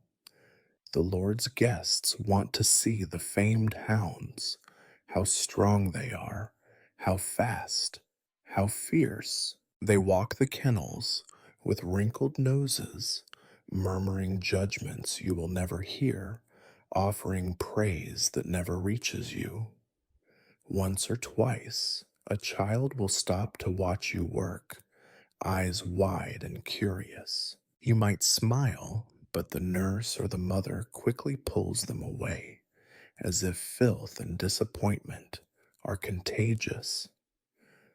On the holiday itself, the manor explodes with noise, laughter, singing, the clang of goblets and plates. You catch glimpses of it from the edge of the yard, the candles burning late into the night, the shadows of dancers spinning across windows, the Lord in his finery, flushed with drink and pride. You wonder what it is like to eat until you are full, to dance without fear of a drunken blow, to laugh and know that someone will laugh with you. The dogs sense the change too. Some bark, some whimper, others just lie still, hungry and wary. If you are lucky, the cook will throw you a bone, or a servant will sneak you a heel of bread, hard, cold, but still better than nothing. More often, the leftovers go to the Lord's horses or are swept into the fire. You scrape your bowl clean and try not to think about the feast you will never taste. The hunt, when it comes, is a display for the guests. The dogs are paraded out, collars gleaming, coats brushed until your arms ache. You stand at the back, invisible, watching the Lord and his friends boast and wager, pretending not to see you at all. When the horn blows and the hounds are released, chaos erupts as always. If the dogs perform well, the guests cheer, and the Lord basks in their praise. If they fail, if a hound runs wild or refuses to hunt, you are blamed. On holidays, punishments are swifter and harsher. No one wants a sour note to mar the celebration. You try to disappear into the mud, to become as small and silent as possible. When the day is done and the guests have eaten their fill, the kennels are left in shambles, straw strewn everywhere, bowls overturned, dogs too tired to fight for scraps. You clean in silence, your own hunger gnawing at your insides, your bones aching from the extra work. The laughter and singing drift across the yard, fading only when the last candle gutters out. You lie awake, stomach empty, body cold, listening to the dying echoes of other people's happiness. Sometimes you remember the stories your mother used to tell about holidays, a time when even the poorest shared what little they had, when a stranger at the door was invited in, when kindness mattered. You have never seen such a day. Here, kindness is as rare as meat on your plate. Holidays are just another reminder that joy belongs to others. The day after a holiday is the hardest of all. The manner is hungover and irritable, tempers short, patience shorter. The extra food is gone, the extra work remains. The dogs are sore and skittish, wounds from the hunt already festering. You move more slowly, shoulders hunched, eyes down, hoping to avoid the worst of the master's wrath. In the end, a holiday is just another word for work, another day of hunger and exhaustion, another reminder that the world is divided into those who celebrate and those who serve. You know which side you are on, and you have learned not to expect anything different. So you keep your head down, scrub the kennels, feed the dogs, and try not to listen to the music that drifts through the night, because every holiday is just another hard day for you. If your life in the kennels ever threatens to become routine, the seasons are there to remind you that misery can always find new forms. Each season brings its own brand of torment, a relentless cycle of cold and heat, damp and dust, every one promising to be worse than the last.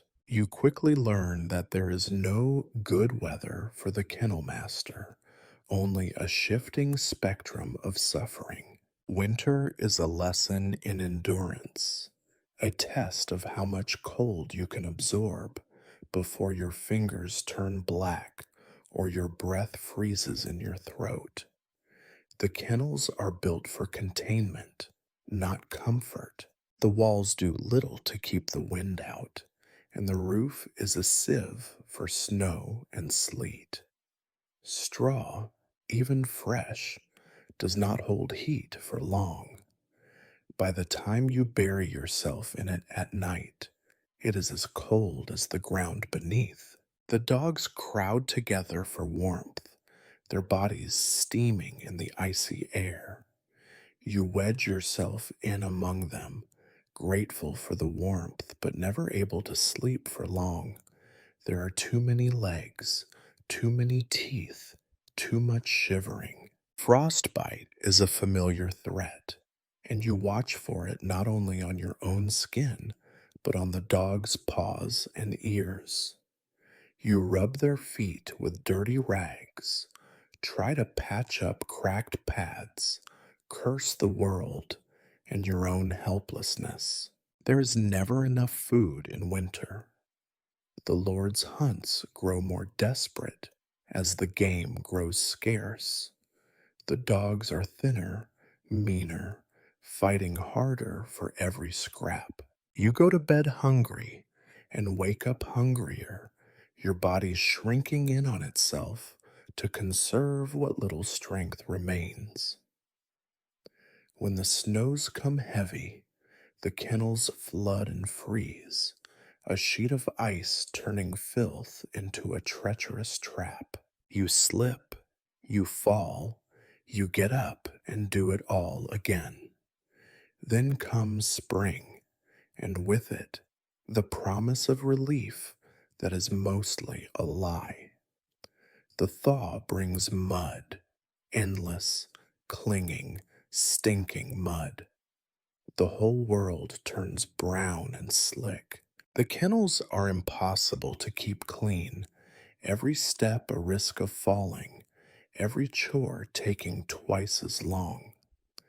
Dogs and men alike track filth everywhere, and even the Lord's patience for the smell runs thin. But spring brings more than mud.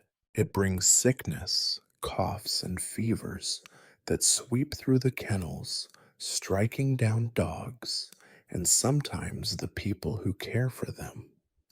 Puppies are born and just as quickly die, weak from hunger or choked by the damp. The rats multiply, feasting on whatever they can find, bold enough now to fight the smaller dogs for scraps. You kill what you can, but the vermin always return. Summer is no kindness.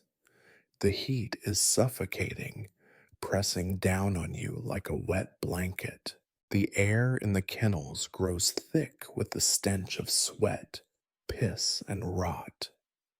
Flies breed in every corner, maggots wriggle in wounds before you can clean them, and the dogs grow irritable and crazed. Water becomes precious, carried by hand from the river, but it sours quickly, clouding with algae, stinking in the bowl. The dogs pant and scratch, tongues lolling, eyes bloodshot with exhaustion.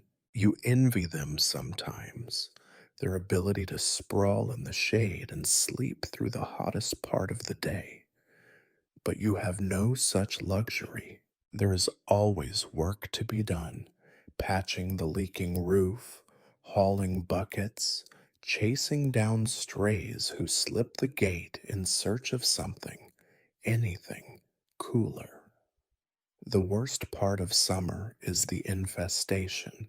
Fleas, ticks, and lice swarm over everything, biting you and the dogs alike until your skin is raw and bleeding. You scratch until you draw blood, slap at your own legs in frustration, and pour boiling water over rags to scrub down the worst infestations. Nothing truly helps. You resign yourself to sharing your bed with 1,000 tiny, hungry mouths. Autumn brings relief, but it is only the prelude to winter's return.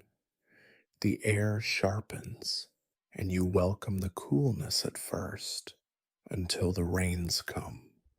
The kennels leak, the ground turns to swamp, and the dogs track puddles into every corner. Food grows scarce again as the Lord's attention returns to hunting, one last effort to fill his larder before the world freezes over.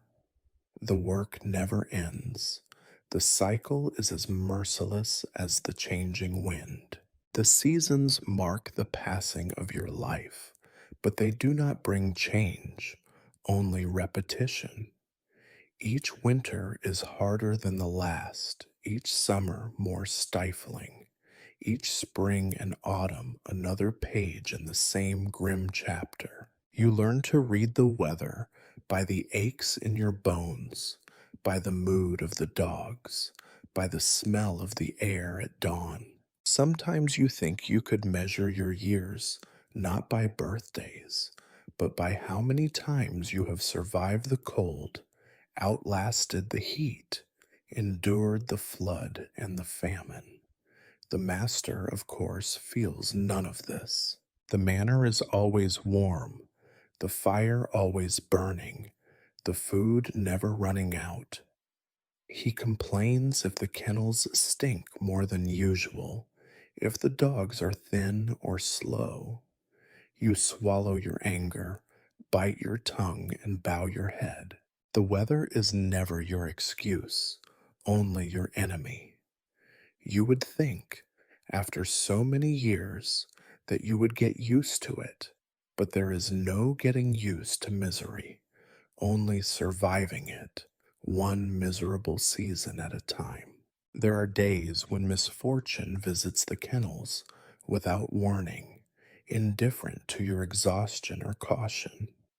You might think, after a lifetime among teeth and claws and angry men, you would learn to anticipate disaster.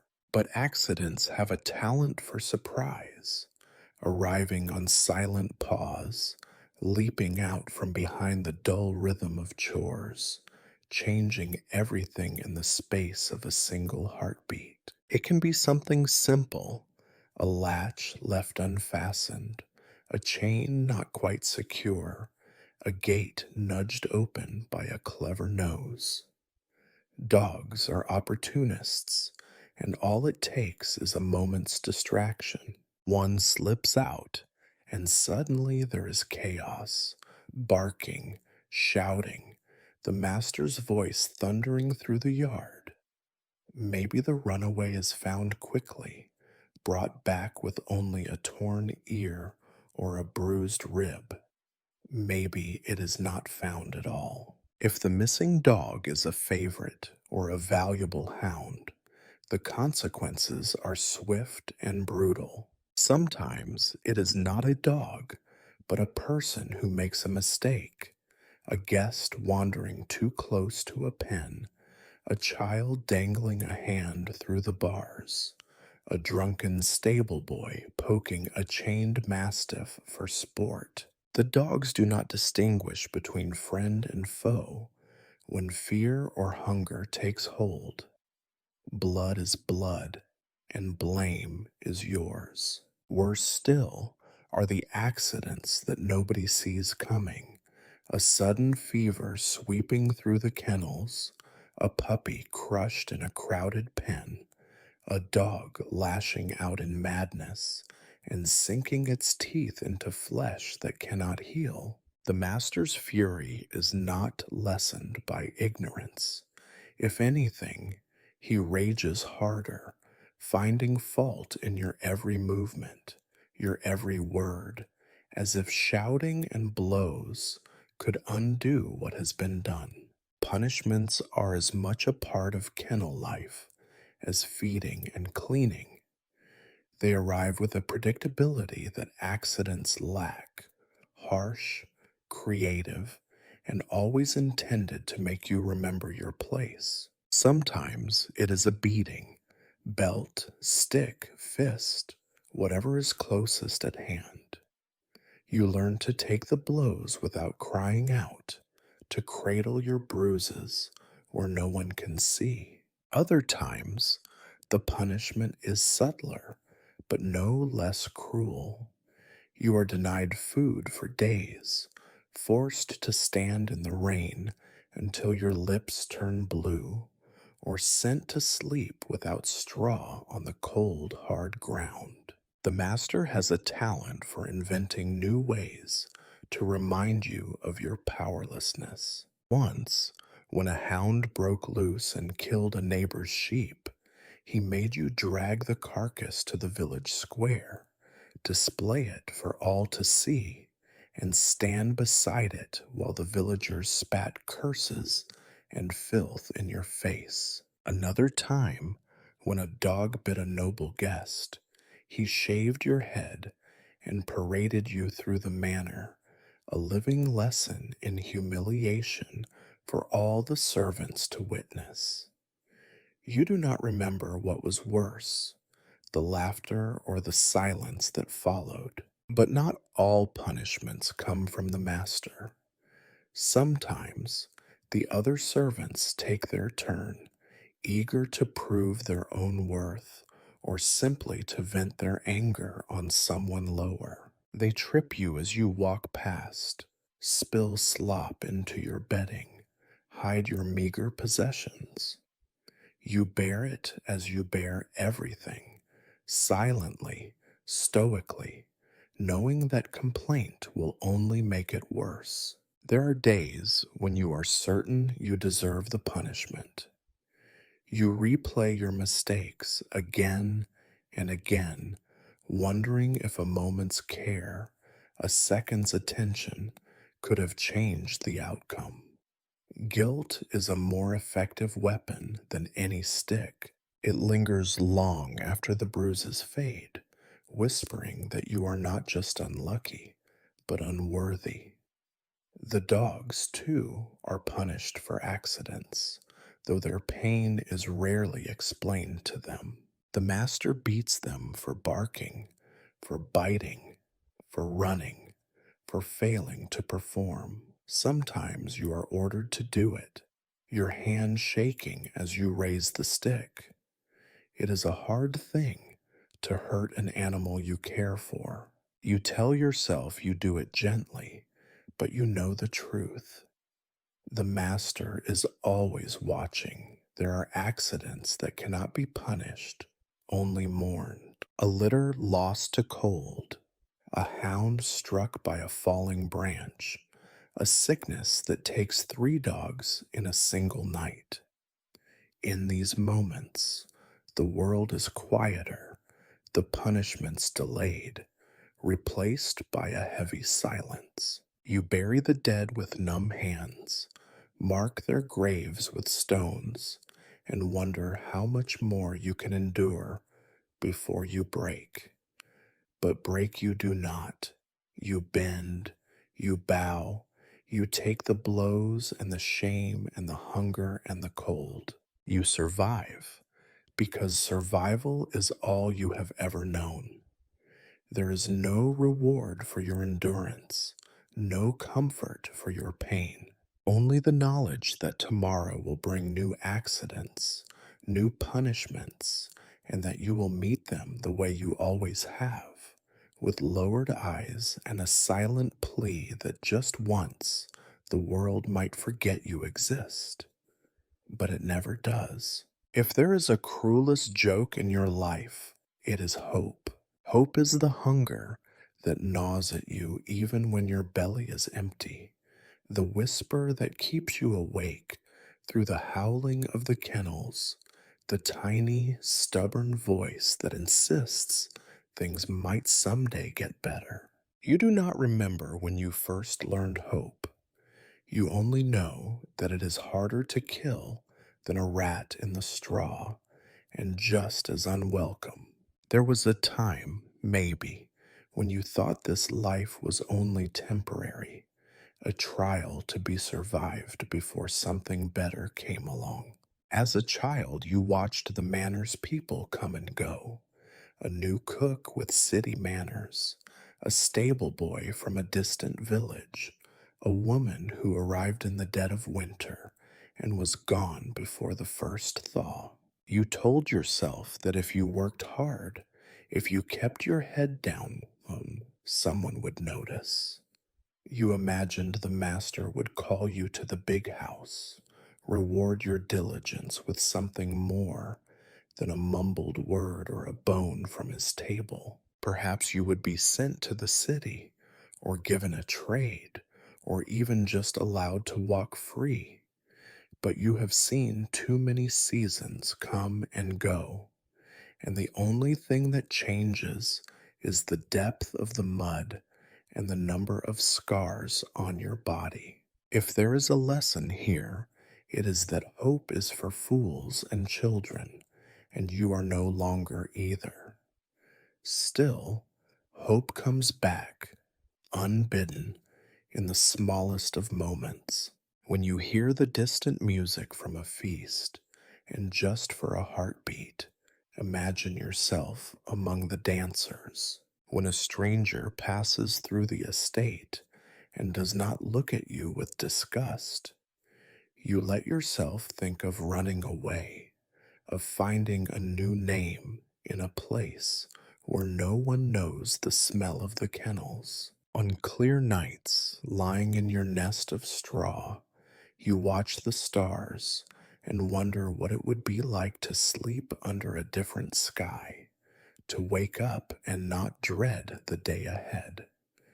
You invent futures for yourself, little fictions to fill the endless hours. Sometimes you picture yourself as a craftsman, hammer in hand, making something that will last longer than a day. Sometimes you dream of a tiny house of your own, just four walls, a roof that does not leak, a bed you do not have to share with dogs and lice.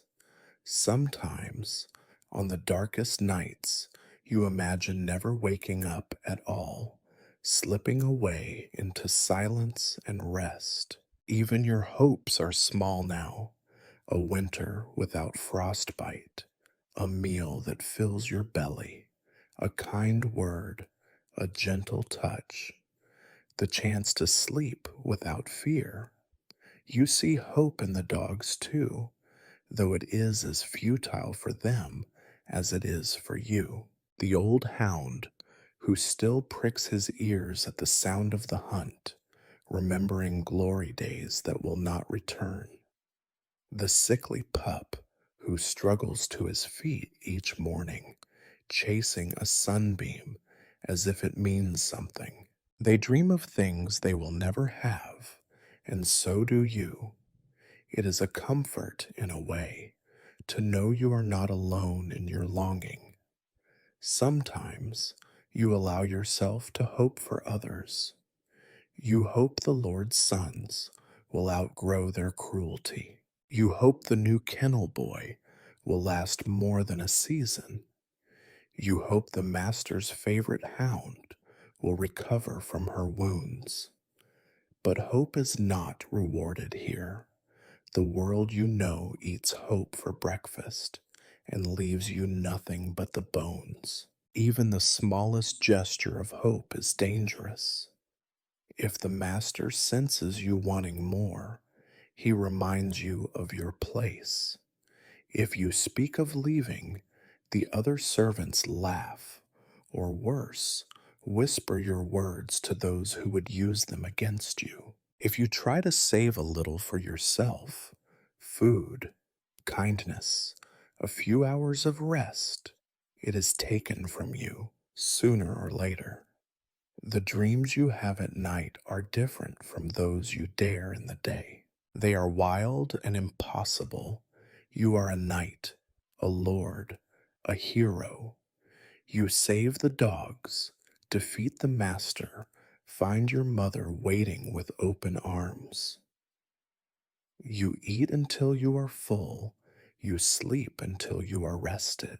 When you wake, the disappointment is sharper than hunger, and you hate yourself a little for believing, even for a moment, that things could be different.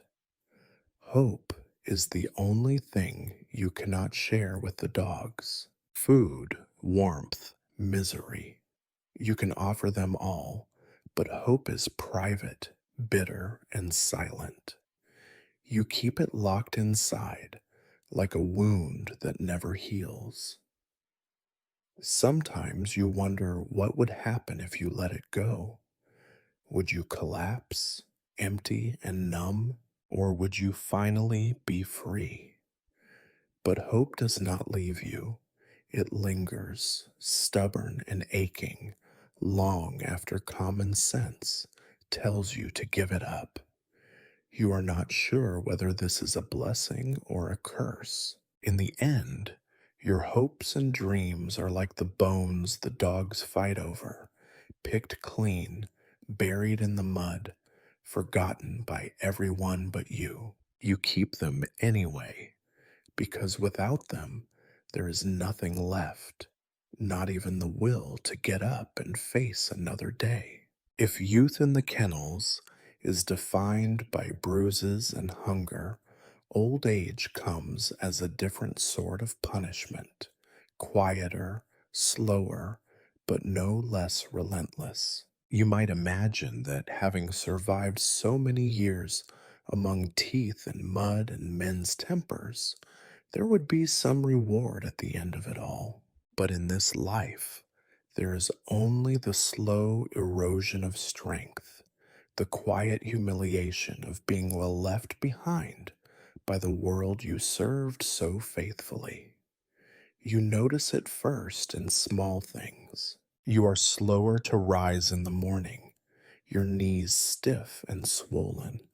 your back bent beneath the weight of all the years you have carried. Your fingers, once deft at tying knots and quick at dodging bites, now tremble when you scoop slop or mend a chain.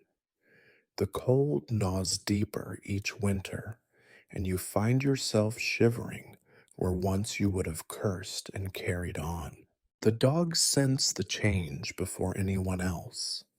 The older ones stay close, perhaps recognizing in you the same weariness they carry in their own bones. The younger dogs are impatient, barking and leaping, snapping at your hands when you fumble a bowl or miss a signal.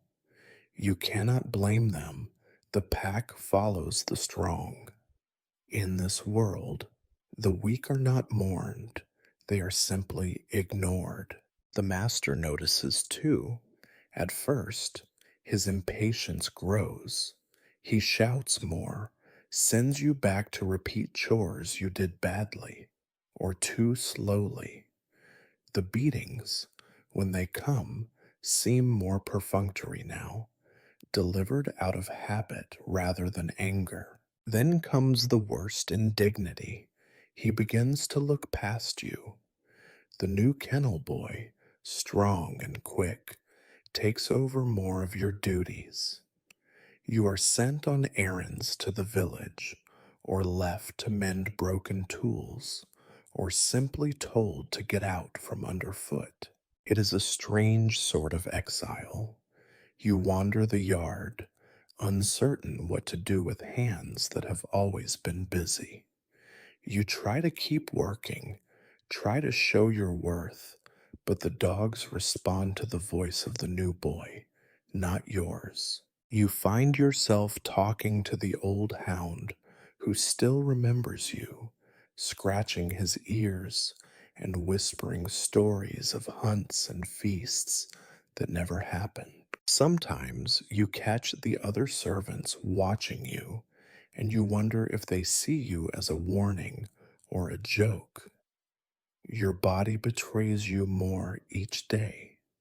Your eyesight dims so that dusk comes earlier and dawn arrives later. Your hearing fades, replaced by the constant ringing of the master's shouts and the barking of 1,000 dogs.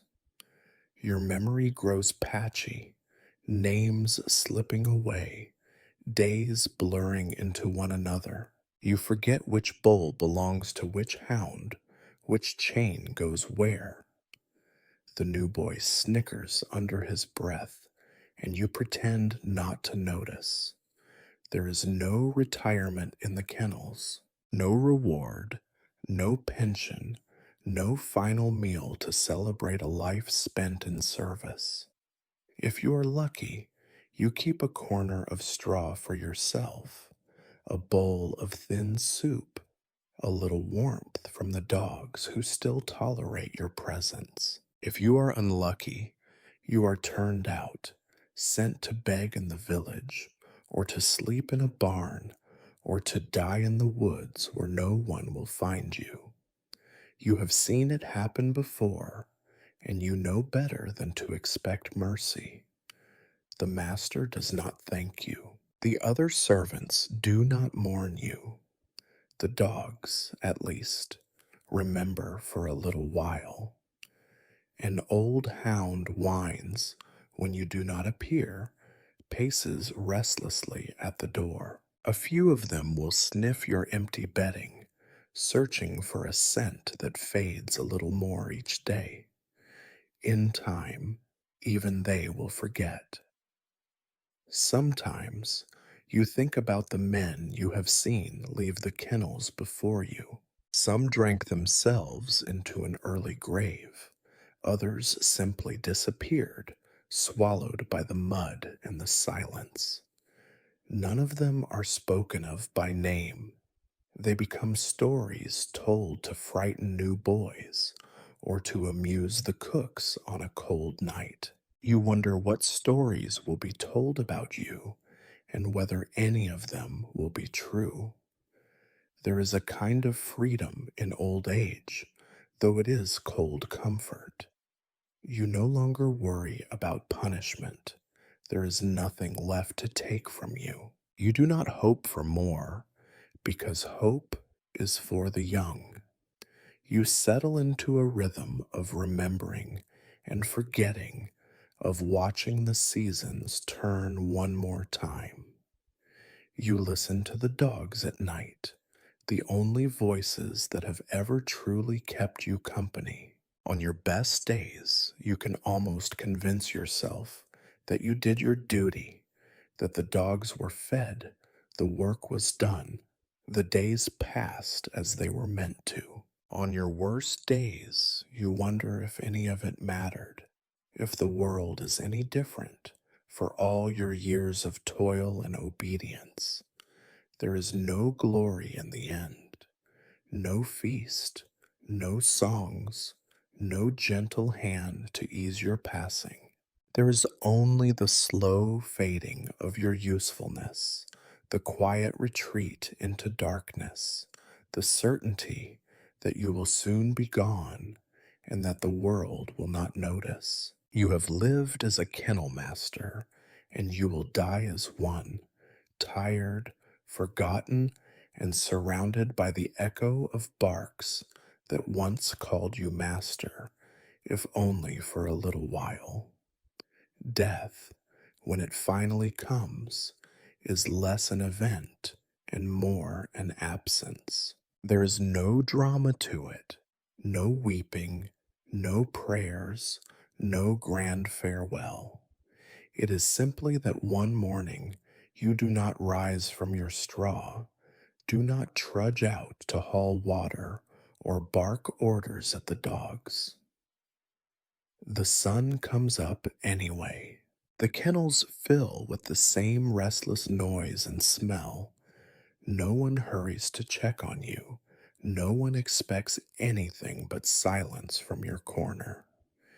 If your end comes gently, you are spared the worst indignities. You slip away in your sleep, a last sigh among the dogs who have grown too old to notice, a single breath melting into the musty darkness. If it comes cruelly, sickness, hunger, cold, you fight for each gasp, each moment, until even the dogs learn to keep their distance. They are not sentimental creatures. They know what comes next. It is not the master who finds you. More likely, it is the new kennel boy, annoyed that the chores are unfinished, or a maid sent to fetch you when someone realizes a dog has gone missing. There is no wail of grief, no ring of servants bearing flowers or candles. The body is a problem to be solved, a thing to be cleared away. You are not the first to die here, nor will you be the last. The master receives the news with a shrug, if he hears at all. There are always more men, always more boys eager for work, or too desperate to refuse it. Your possessions, a battered cup, a wooden comb, perhaps a threadbare blanket, are divided among the living, if they are not thrown out altogether. The dogs sniff your empty bedding once, twice, then turn away. The new kennel master takes your place without ceremony, stepping over the mark where your body once lay. If you are buried, it is behind the kennels, where the ground is soft from years of digging graves for dead hounds. Perhaps a thin cross, made from a broken broom handle, marks the spot. More likely, there is nothing at all, a patch of churned earth, quickly forgotten as new straw is laid down, as new dogs come and go. The grave is shallow. In time, the rain and roots and paws of the living will erase even this last trace of your existence. There are no stories told about you. No one in the manor recalls your name, or the sound of your voice, or the shape of your shadow in the doorway at dawn. The old cook, if she still lives, might remember a time you helped carry a bucket, or the way you never stole food when no one was looking. But memory is fickle, and life in the kennels teaches everyone to forget quickly. Once, perhaps, you imagined a different ending. You dreamed that someone would remember you, not with pity, but with honest affection. That one of the dogs would howl at your grave, or that the master would pause and nod in your direction, acknowledging all the years you spent in service. But that is not the world you were given. Here, the living have no time for the dead, and grief is a luxury reserved for those who do not know hunger. The dogs, at least, go on as they always have. A new hand feeds them, a new voice shouts their names. They forget you, just as you forgot the ones who came before. The rhythm of the kennels resumes: feed, fight, sleep, repeat, unbroken by your absence. In a year, in a season, even the rats will have no memory of the man who used to sleep among the straw. If there is an afterlife, you imagine it is much the same: the eternal sound of barking, the endless cycle of work and rest, the familiar ache in your hands and knees. Perhaps you meet the old dogs again, the ones who once trusted you, whose bones you buried with care. Perhaps you find a moment's peace, curled up at last in straw that is warm and clean. But here, in the world you leave behind, your death is nothing special. No bells toll, no fires burn in your honor. You slip away as you lived, quietly, invisibly, forgotten by all but the wind and the memory of mud. The kennel master's rest is the end of the story, not because anything is resolved, but because nothing is. Life goes on, indifferent and unchanging, as it always has. The dogs bark at the rising sun. The master shouts. The new kennel master takes up your shovel, your stick, your endless, thankless duties. And the world does not even pause to notice you are gone.